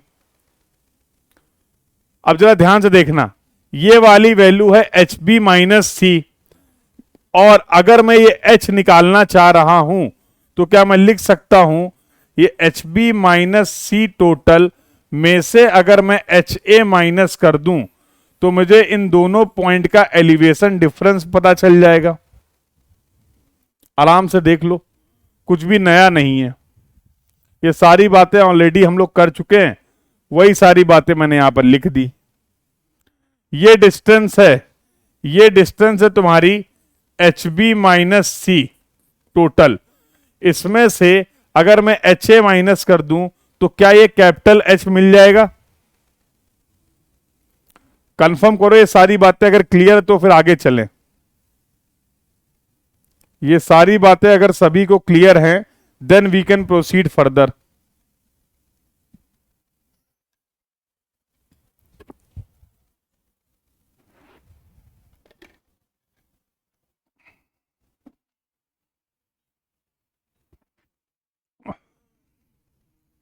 बोलो बेटा।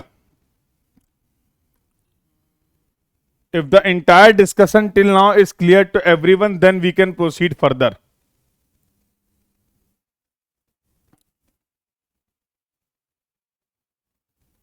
क्लियर है? तो ये पहला स्टेप है, this is your step number 1 of the reciprocal levelling. This is the step number 1 of the reciprocal levelling. Step number 2 में क्या बोला गया? स्टेप नंबर 2 में आपसे बोला गया कि वही तुम्हारा पॉइंट ए, वही तुम्हारा point B, now place the instrument, place level near B. अब आप लेवल इंस्ट्रूमेंट को ले जाइए बी पॉइंट के पास। अब आप लेवल इंस्ट्रूमेंट को ले जाइए बी पॉइंट के पास और यहां से कुछ ऑब्जर्वेशंस लीजिए। चलिए, तो अब आपने क्या किया, you have place the staff at B, B point पे स्टाफ रखा, and you have also place the staff at A. Again this is going to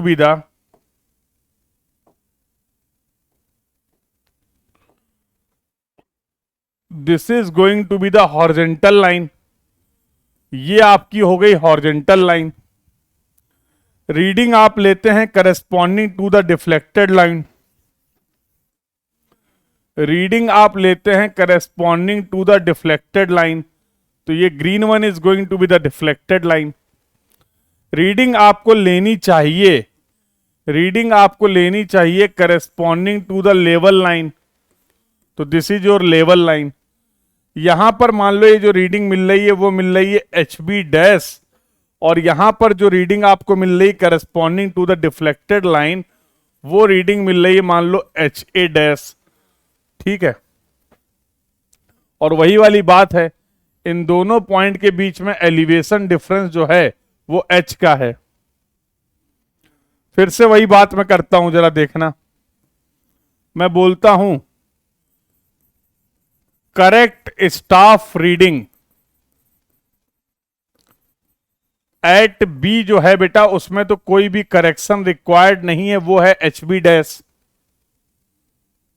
क्योंकि बी में ना कर्वेचर की वजह से कोई एरर होगी, ना रिफ्रैक्शन की वजह से कोई एरर होगी। यहां पर मैं लिखता हूं incorrect staff reading, incorrect staff reading at A जो आप मेजर कर रहे हैं वो है एच ए डैश। यस और नो? इनकरेक्ट स्टाफ रीडिंग जो आपने मेजर की है वो है एच ए डैश। तो correct staff reading, correct staff reading at A point जो हो जाएगी बेटा, वो हो जाएगी H A dash minus C total. Curvature और रिफ्रैक्शन के लिए करेक्शन अप्लाई कर दीजिए। तो सिमिलरली अगर मैं इन सभी रीडिंग की हेल्प से इस एच को डिफाइन करूं तो क्या ये हो जाएगी H B dash minus, this will be equal to H A dash minus C T. क्या बोलते हो? इसको मैंने बोल दिया इक्वेशन नंबर 1 और इसको मैंने बोल दिया इक्वेशन नंबर 2। चेक करो सब कुछ सही है, चेक करो सब कुछ सही है, बोलो हाँ या ना।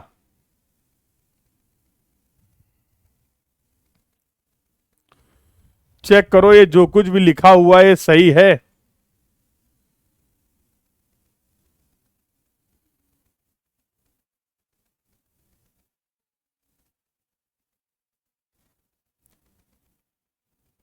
एक बार कंफर्म कर दो बेटा सभी लोग, क्या ये डिस्कशन जो हमने किया है ये सही है या नहीं।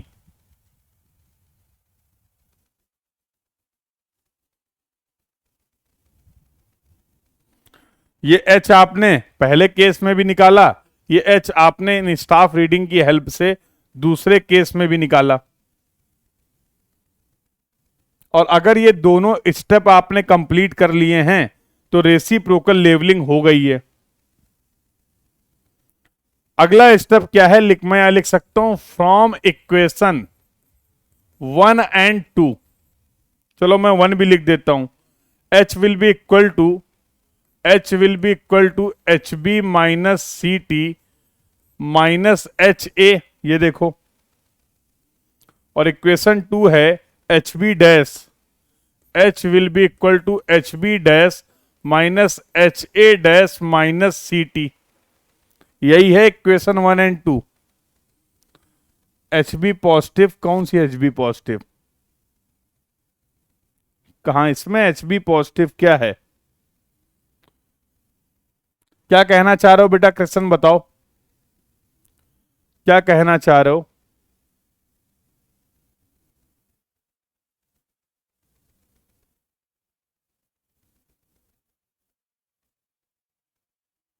क्या डाउट है बोलो।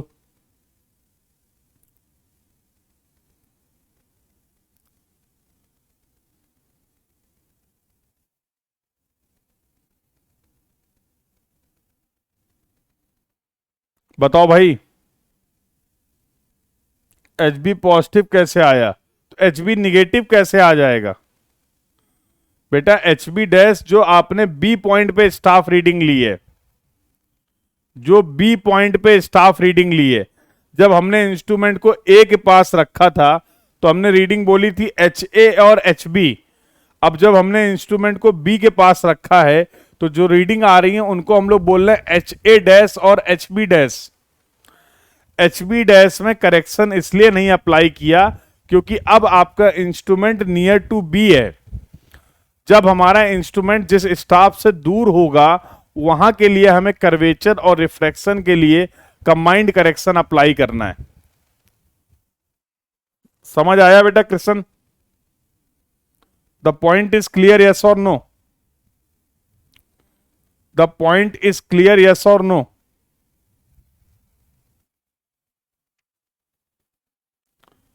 क्लियर है बेटा ये पॉइंट सभी को। तो तुम्हें नहीं लगता इन दोनों इक्वेशन को अगर मैं ऐड कर दूं, अगर मैं 1 + 2 कर दूं तो फाइनल मुझे बताओ क्या एच आएगा, H A minus H B plus H A dash minus H B dash divide by 2। Check करो यही आएगा क्या, बोलो। मैंने क्यों बोला था कि जब आप रेसिप्रोकल लेवलिंग करते हैं तो कर्वेचर और रिफ्रैक्शन के लिए कोई भी करेक्शन अप्लाई करने की जरूरत नहीं है। जब आपने इंस्ट्रूमेंट को प्लेस किया था नियर ए तो रीडिंग मिली थी आपको एच ए और एच बी, जिसमें से एच बी गलत थी, आई एग्री।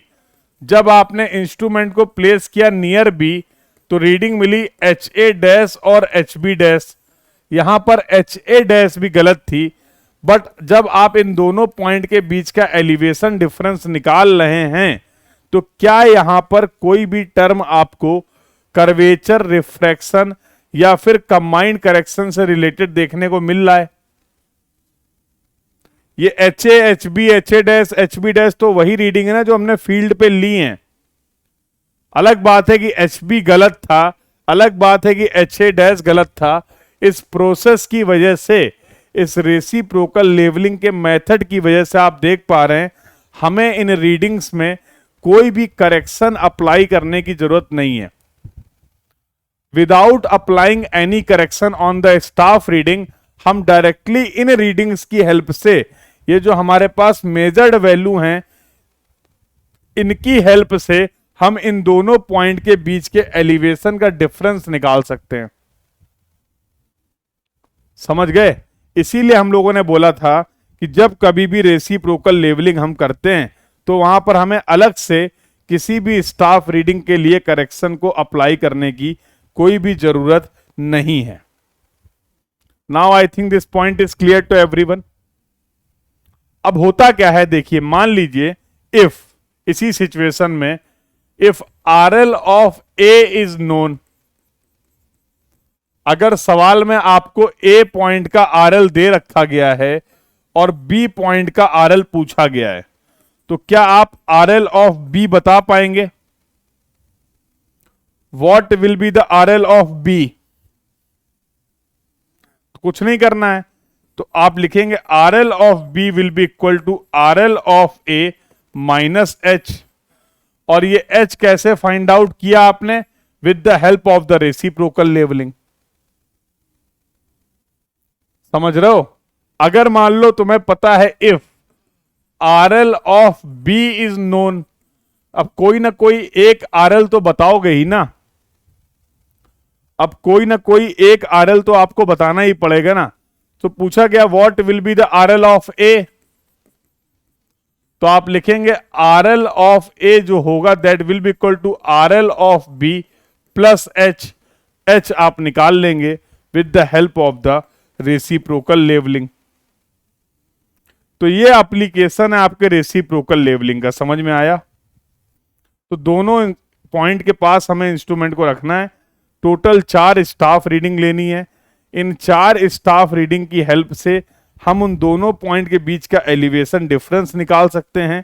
और अगर किसी भी एक पॉइंट का RL पता है और इस एलिवेशन डिफरेंस की हेल्प से we can easily tell the RL of the another point, हम बहुत आसानी से दूसरे पॉइंट के RL की भी बातचीत कर सकते हैं। सभी को ये बात क्लियर है? सभी लोग कंफर्म कर देंगे चैट बॉक्स में, the entire discussion is clear to everyone. तो ये रेसिप्रोकल लेवलिंग का पूरा गेम मैंने आपको बताया। पहले आपने इंस्ट्रूमेंट को A के पास रखा है, फिर आपने इंस्ट्रूमेंट को B के पास रखा है, फिर किस तरीके से आपने स्टेप 1 में place the instrument at near B, सब कुछ लिखा हुआ है, place the instrument at near B, A and B, और ये फाइनली आपका आ गया H। ये फाइनली आपको देखने को मिल गया H की वैल्यू, और उसके बाद उसका एप्लीकेशन मैंने आपको बता दिया। क्लियर है भाई? तो जियोडेटिक लेवलिंग का कंसेप्ट हम लोगों ने देख लिया और रेसिप्रोकल लेवलिंग का कंसेप्ट हम लोगों ने देख लिया। चलिए अगले टॉपिक की तरफ मूव करते हैं। अगला टॉपिक है जिसको हम लोग बोलते हैं sensitivity of the level tube और द बबल ट्यूब। अभी हम लोग बार बार जिक्र कर रहे थे कि सर जिस समय भी हम लोग लेवलिंग का वर्क कर रहे होंगे उस समय जो हमारा टेलीस्कोप है उसकी line of sight should be perfectly horizontal. जिस समय भी हम लेवलिंग वर्क कर रहे हैं तो लाइन ऑफ कोलिमिनेशन के करस्पॉन्डिंग हमें स्टाफ में रीडिंग चाहिए। We want the reading corresponding to the line of collimation, yes और नो। और लाइन ऑफ कोलिमिनेशन का मतलब था कि your line of sight should be perfectly horizontal. अब आप ये कैसे इंश्योर करेंगे कि आपकी line of sight perfectly horizontal है या नहीं है? Before taking the measurements we need to ensure that line of sight should be perfectly horizontal. तो कल आपको मैंने दिखाया था लेवल इंस्ट्रूमेंट, और उस लेवल इंस्ट्रूमेंट में एक लेवल ट्यूब भी लगी थी कुछ इस तरीके की, याद है? तो हम अपने इंस्ट्रूमेंट को इस तरीके से एडजस्ट करते हैं with the help of the foot screw और द लेवल स्क्रू कि ये बबल जो आपको दिख रहा है, this bubble should be eight the centre. ये जो बबल है वो इस सेंटर में आ जाए। अगर ये बबल सेंटर में है तो हम मानते हैं कि हमारी लाइन ऑफ साइट जो है अब वो परफेक्टली हॉरिजॉन्टल है। बात समझ में आ गई? इसका यूज क्या है? तो ये आपके थियोडोलाइट में, लेवल इंस्ट्रूमेंट में, सब जगह ये लेवल ट्यूब रहती है। If the bubble is at the centre then we can ensure that कि अब जो लाइन ऑफ साइट है टेलीस्कोप की वो परफेक्टली हॉरिजेंटल है, और अगर line of sight perfectly horizontal है तो अब आप उस इंस्ट्रूमेंट से अपने मेजरमेंट्स को स्टार्ट कर सकते हैं। तो now you can start taking the measurements with the help of that instrument. अब इससे रिलेटेड एक टॉपिक हम लोग पढ़ने जा रहे हैं जिसको हम लोग बोलते हैं sensitiveness of the level tube और द बबल ट्यूब। चलो जरा इस बात को समझो, सेंसिटिविटी का मतलब क्या होता है। छोड़ो लेवल ट्यूब की बातें, छोड़ो, इन जनरल मुझे बताओ सेंसिटिव का मतलब क्या है। सेंसिटिव का मतलब क्या है?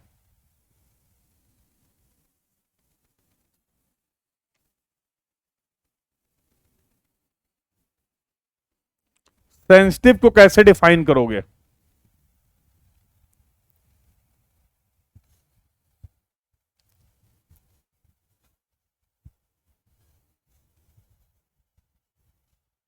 देखो, दो तरीके के मेजरमेंट होते हैं, एक होता है क्वालिटेटिव मेजरमेंट और एक होता है क्वांटिटेटिव मेजरमेंट्स। ध्यान से सुनो, एक होता है क्वालिटेटिव मेजरमेंट्स और एक होता है क्वांटिटेटिव मेजरमेंट्स।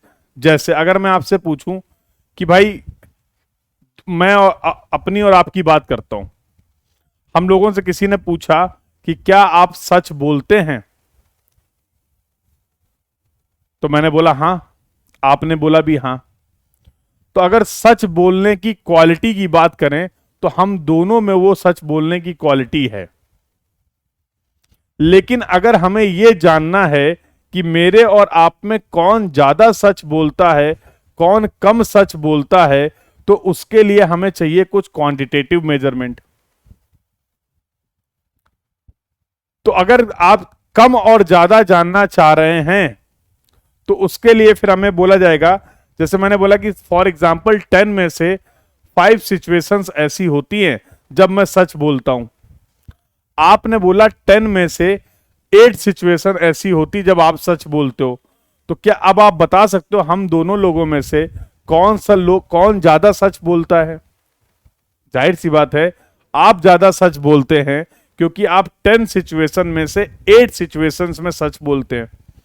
मैं क्या कर रहा था, 10 सिचुएशंस में से 5 सिचुएशंस में केवल सच बोल रहा था। तो ये जो 8 और 5 है आउट ऑफ 10, ये है क्वांटिटेटिव मेजरमेंट्स। ये है क्वांटिटेटिव मेजरमेंट्स। अब बहुत ध्यान से समझना, इसमें बच्चे को बड़ा कंफ्यूजन रहता है। सेंसिटिविटी का मतलब ऐसे समझ सकते हैं, जैसे जैसे मान लो इस समय धूप बहुत है, गर्मी चल रही है, मैं और आप दोनों लोग धूप में आधे घंटे के लिए बाहर गए। मैं और आप दोनों लोग 30 मिनट्स के लिए धूप में बाहर गए, वहां से लौट के आए, आप 10 मिनट का रेस्ट किए, सही हो गए, हमको आ गया बुखार, 2 दिन तक बेड में पड़े हुए हैं। कौन ज्यादा सेंसिटिव हम दोनों में? हम दोनों में कौन ज्यादा सेंसिटिव है? उस धूप, आधे घंटे की धूप का इफेक्ट मेरे ऊपर ज्यादा हो रहा है ना, यस और नो? तो मैं ज्यादा सेंसिटिव हुआ ना, समझ रहे हो इस बात को? तो दो बातें होती है बेटा, सेंसिटिविटी का मैग्नीट्यूड और एक होता है सेंसिटिविटी की प्रॉपर्टी। सेंसिटिविटी का मैग्नीट्यूड एंड सेंसिटिविटी की प्रॉपर्टी, इस बात को जरा ध्यान से समझना। फॉर एग्जाम्पल ये एक लेवल ट्यूब है। पहले ये समझ लो सेंसिटिविटी को डिफाइन कैसे करा जाता है कि इस लेवल ट्यूब में इस बबल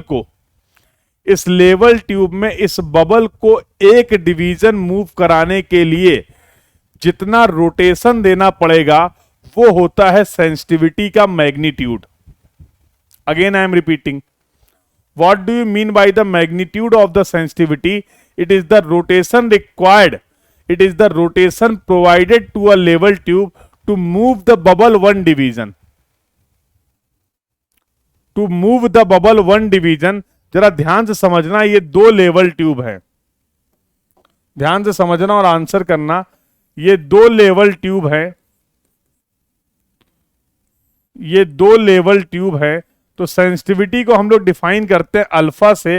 आपने बोला it is the rotation required to move the bubble 1 division. पहले लेवल ट्यूब में बबल को 1 डिवीजन मूव कराने के लिए मुझे 5 डिग्री का रोटेशन देना पड़ा। दूसरे लेवल ट्यूब में बबल को 1 डिवीजन मूव कराने के लिए मुझे 2 डिग्री का रोटेशन देना पड़ा। बताओ कौन सी बबल ट्यूब ज्यादा सेंसिटिव है? दोनों के लिए डिवीजन कितना मूव करा रहे हो आप? 1 डिवीजन मूव करा रहे हो, तो इसके लिए सेंसिटिविटी कितनी हो जाएगी? 5 डिग्री, और इसके लिए सेंसिटिविटी कितनी हो जाएगी? 2 डिग्री। अब यहां पर गेम है, सेंसिटिविटी का अगर मैग्नीट्यूड ज्यादा है तो प्रॉपर्टी वाइज उसमें सेंसिटिविटी कम होगी। ये कम सेंसिटिव है ना, ये कम सेंसिटिव है ना। 1 डिवीजन मूव कराने के लिए 5 डिग्री रोटेट करना पड़ रहा है, ये ज्यादा सेंसिटिव है। 2 डिग्री रोटेट करते ही 1 डिवीजन बबल मूव कर जा रहा है। 2 डिग्री का रोटेशन देते ही बबल 1 डिवीजन मूव कर जा रहा है। मतलब क्या है? कम एंगल पे ज्यादा रिस्पॉन्स, ज्यादा सेंसिटिव है ना। ज्यादा एंगल पे कम रिस्पॉन्स आ रहा है, कम सेंसिटिव है ना। Have you got this point बेटा? मैग्नीट्यूड अगर आप 22 बात करोगे तो sensitivity is defined as the rotation required, rotation provided to the level tube for 1 movement of the bubble, 1 division movement of the bubble. यहां पर बबल को 1 डिवीजन मूव कराने के लिए 5 डिग्री का रोटेशन देना पड़ रहा है। यहां पर बबल को 1 डिवीजन मूव कराने के लिए 2 डिग्री का रोटेशन देना पड़ रहा है। Which level tube is more sensitive?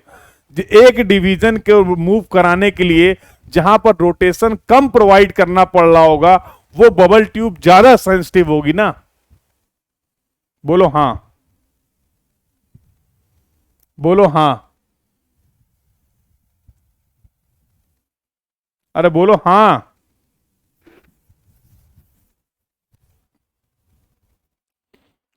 अरे बोलो भैया हां। तो बेटा देखो वही लिखा हुआ है, वही लिखा हुआ है। सेंसिटिविटी की जो प्रॉपर्टी है, सेंसिटिविटी की जो प्रॉपर्टी है वो सेंसिटिविटी के मैग्नीट्यूड के इनवर्सली प्रोपोर्शनल है। जिसका मैग्नीट्यूड ज्यादा उसमें सेंसिटिविटी की प्रॉपर्टी कम, जिसका मैग्नीट्यूड कम उसमें सेंसिटिविटी की प्रॉपर्टी ज्यादा। सेकंड वाली ज्यादा सेंसिटिव है बिल्कुल, क्योंकि कम रोटेशन में ही बबल 1 डिवीजन मूव कर जा रहा है, कम एफर्ट में ही सेम रिजल्ट आ जा रहे हैं।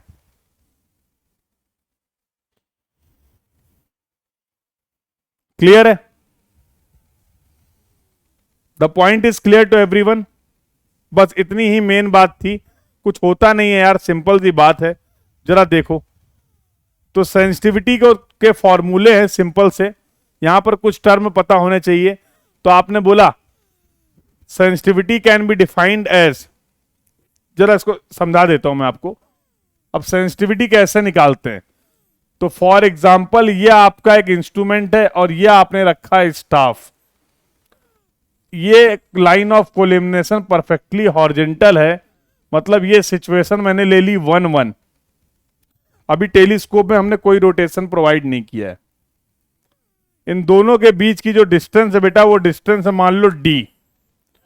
d is the distance between the level and the staff, समझना ध्यान से। और दूसरी सिचुएशन क्या है? जब मैंने लेवल ट्यूब में रोटेशन प्रोवाइड किया है समथिंग लाइक दिस, तो ये सिचुएशन हो गई 2-2, जब आपने थीटा का रोटेशन प्रोवाइड किया है। ठीक है, तो जाहिर सी बात है अब स्टाफ रीडिंग भी क्या हो जाएगी? चेंज हो जाएगी। अब स्टाफ रीडिंग क्या हो जाएगी? चेंज हो जाएगी। मान लो ये चेंज हो रहा है एस का, तो क्या मैं यहां से लिख सकता हूं tan theta will be equal to S by D? क्योंकि ये थीटा बहुत ज्यादा नहीं है, क्योंकि ये थीटा बहुत ज्यादा नहीं है, स्मॉल है, तो क्या मैं यहां से लिख सकता हूं theta will be equal to S by D? ये देखो, क्या मैं लिख सकता हूं theta will be equal to S by D? और अगर बबल ट्यूब की इन दोनों पोजीशन की बात करोगे तो बबल ट्यूब में पहले बबल सेंटर में था, ये था 1-1 वाली सिचुएशन, और जब आपने रोटेट किया तो ये वाली हो गई 2 वाली सिचुएशन। ये बबल कितने डिवीजन मूव किया, मान लो n डिवीजन मूव कर रहा है और एक डिवीजन की जो डिस्टेंस है वो l है। This is the radius of curvature of the earth. तो क्या मैं लिख सकता हूं this theta will be equal to nothing but NL by R। This theta will be equal to NL by R। भाई पहली कंडीशन में बबल आपका सेंटर में था, फिर आपने जब उसको रोटेट कराया, थीटा का रोटेशन दिया, तो बबल कुछ डिवीजन मूव कर रहा है। Arc length divide by radius will be equal to this angle theta. Yes और नो? तो भैया यहां से थीटा की दो वैल्यू मिल गई, एक मिल गई NL बाई R और एक मिल गई S बाई D। सेंसिटिविटी को कैसे डिफाइन किया आपने? Alpha is equal to theta by N. एक बार ये थीटा पुट करो NL by R into N, N से एन चला गया तो ये आ गया L बाई R, और एक बार ये थीटा पुट करो तो ये आ जाएगा S by D into N. अगर इसको हम लोग सेकंड में चेंज कर लें तो एक रेडियन जो होता है वो 265 सेकंड के बराबर होता है। तो अगर तुम्हें कोई दिक्कत ना हो तो क्या मैं लिख सकता हूं alpha will be equal to, या आपने निकाला था L by R into 265 second, ये सेंसिटिविटी हो गई। और alpha will be equal to, दूसरा एक्सप्रेशन आपने निकाला था S by D N into 206 into 265 second. तो ये सेंसिटिविटी के आपके दो फॉर्मूले आ गए। टर्म फिर से क्लियर कर लेते हैं। अल्फा है सेंसिटिविटी, एस है स्टाफ इंटरसेप्ट 1-1 और 2-2 पोजीशन में जो चेंज हुआ था, D is the distance between the level and the staff, N is the number of division, L is the length of one division, R is the radius of curvature of level tube. तो in this way you can find out the magnitude. ये आपके sensitivity का magnitude है जो आप calculate कर सकते हैं। इन this way you can find out the magnitude of the sensitivity. तो कोई भी वैल्यू गिवन होगी, मान लो एक डिवीजन का वैल्यू दे दिया, रेडियस ऑफ कर्वेचर दे दिया, सेंसिटिविटी पूछ लेगा। डिस्टेंस प्रोवाइडेड है, नंबर ऑफ डिवीजन प्रोवाइडेड है, स्टाफ इंटरसेप्ट प्रोवाइडेड है, सेंसिटिविटी पूछ लेगा। तो ऐसे न्यूमेरिकल प्रॉब्लम भी यहां से बन सकते हैं। एक प्रॉब्लम आपका बनता है सेंसिटिविटी का थ्योरेटिकल। तो सेंसिटिविटी एज ए प्रॉपर्टी कब इंक्रीज करेगा? तो ये सारे फैक्टर्स हैं जिनको आप रिफर कर सकते हैं। अगर रेडियस ऑफ कर्वेचर इंक्रीज करेगा तो सेंसिटिविटी इंक्रीज करेगी। अगर डायमीटर इंक्रीज करेगा तो सेंसिटिविटी इंक्रीज करेगी। Length of the bubble increase करेगा तो सेंसिटिविटी इंक्रीज करेगा। स्मूथनेस अगर इंक्रीज करेगी तो सेंसिटिविटी इंक्रीज करेगी। रफनेस अगर डिक्रीज होगी तो सेंसिटिविटी इंक्रीज करेगी। विस्कोसिटी अगर डिक्रीज होगी तो सेंसिटिविटी इंक्रीज करेगी। सरफेस टेंशन अगर डिक्रीज होगा तो सेंसिटिविटी इंक्रीज करेगी। तो यहां से भी कभी क्वेश्चंस आते हैं जो आप इजीली आंसर कर सकते हैं with the help of this expression. Commonly use जो लिक्विड होते हैं वो होते हैं क्लोरोफॉर्म, स्प्रिट या फिर सिंथेटिक अल्कोहल। लेवल ट्यूब में जो कॉमनली लिक्विड हम लोग यूज करते हैं वो क्लोरोफॉर्म, स्प्रिट लेवल या फिर सिंथेटिक अल्कोहल का यूज किया जाता है as a liquid. So this was the discussion. यह आज का डिस्कशन था और हम लोगों ने क्या क्या बातें कंप्लीट कर ली एक बार मैं समराइज कर देता हूं। तो आज की क्लास में बेटा हम लोगों ने बात करी जियोडेटिक लेवलिंग की, जियोडेटिक लेवलिंग के बारे में बात कर ली।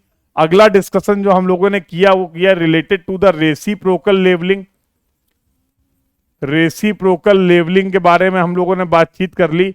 और तीसरा जो डिस्कशन हम लोगों ने किया that was related to the sensitivity, sensitivity of level tube या बबल ट्यूब।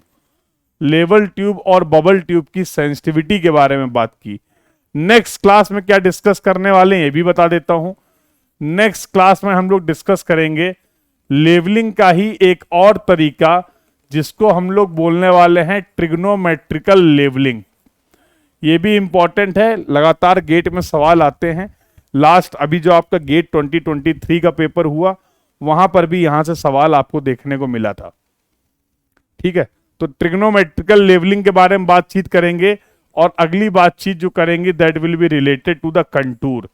तो these are the two topics that we will cover in the next class, जिनका डिस्कशन हम लोग नेक्स्ट क्लास में करने वाले हैं। नेक्स्ट क्लास का टाइम पता है सभी को? What is the timing for the next class?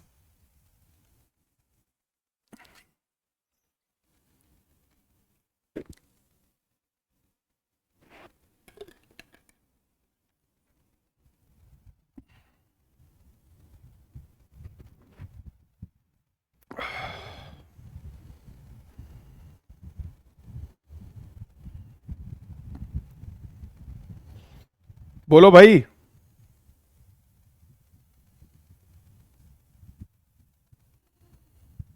What is the timing for the next class?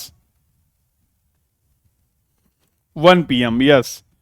तो सभी लोग क्लास को टाइम पे ज्वाइन करेंगे, और आई होप द इंटायर डिस्कशन जो आज की क्लास का डिस्कशन था, आज हम लोगों ने काफी इंपॉर्टेंट बातें करी। यस, तो I hope the entire discussion from the today's class is clear to everyone. ये सभी बातें सभी को बहुत अच्छे से क्लियर हैं? यस और नो? एक बार यार सभी लोग बढ़िया से कंफर्म कर दो, ताकि जो भी एफर्ट लगाए गए हैं आपको कंसेप्ट को समझाने के लिए वो फ्रूटफुल हो जाए। तो तुम्हारी कंफर्मेशन बहुत जरूरी है। जो भी कंसेप्ट मैंने आपको बताए हैं, अगर वो कंसेप्ट आप सभी अच्छे से तक पहुंच गए हैं आप तक, तो कंफर्म जरूर कर दीजिए। Everyone please confirm in the chat box if the entire discussion till now is clear to everyone. बहुत बढ़िया, very good. What about others? What about others?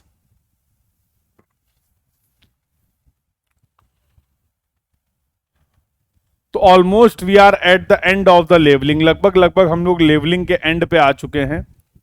ठीक है, तो थोड़े बहुत डिस्कशन और बचे हुए हैं लेवलिंग से रिलेटेड। Nice class today. अच्छा, इसके पहले नाइस नहीं होती है? क्यों भाई? हाँ, सारी क्लासेस में बेस्ट एफर्ट ही चल रहे हैं। हाँ, तो जब भी तुम समझने की कोशिश करोगे, क्लास तुम्हें समझ में आ जाएगी। ठीक है। चलिए, तो I hope the entire discussion is clear to everyone, और जो कि है भी बढ़िया है। तो इनसे रिलेटेड क्वेश्चन जरूर प्रैक्टिस करिए। टॉपिक साथ साथ अगर कंप्लीट होते चले जा रहे हैं, तो मैं बार बार हर क्लास में आपको ये बताता हूं कि उनसे रिलेटेड क्वेश्चंस को प्रैक्टिस करना भी बहुत इंपॉर्टेंट है। क्योंकि कंसेप्ट को पढ़ लेना और समझ लेना ये तभी यूजफुल होगा जब आप इन सभी कंसेप्ट्स को खुद से अप्लाई करेंगे। और उसका बेस्ट तरीका है कि जो भी एग्जाम के लिए आप प्रिपेयर कर रहे हैं, जिन भी एग्जाम के लिए आप प्रिपेयर कर रहे हैं, for example you are preparing for GATE exam, you are preparing for ESE exam, तो जब आपको ये बोल दिया गया कि नाउ यू आर प्रिपेयर, अब आपका रेसिप्रोकल टॉपिक हो गया फॉर एग्जाम्पल, तो अब आप इस पोजीशन में हैं कि रेसिप्रोकल लेवलिंग से रिलेटेड जितने भी क्वेश्चंस और जैसे भी क्वेश्चंस आपके एग्जाम में आए हैं, उनको आप अटेम्प्ट कर सकते हैं, सॉल्व कर सकते हैं।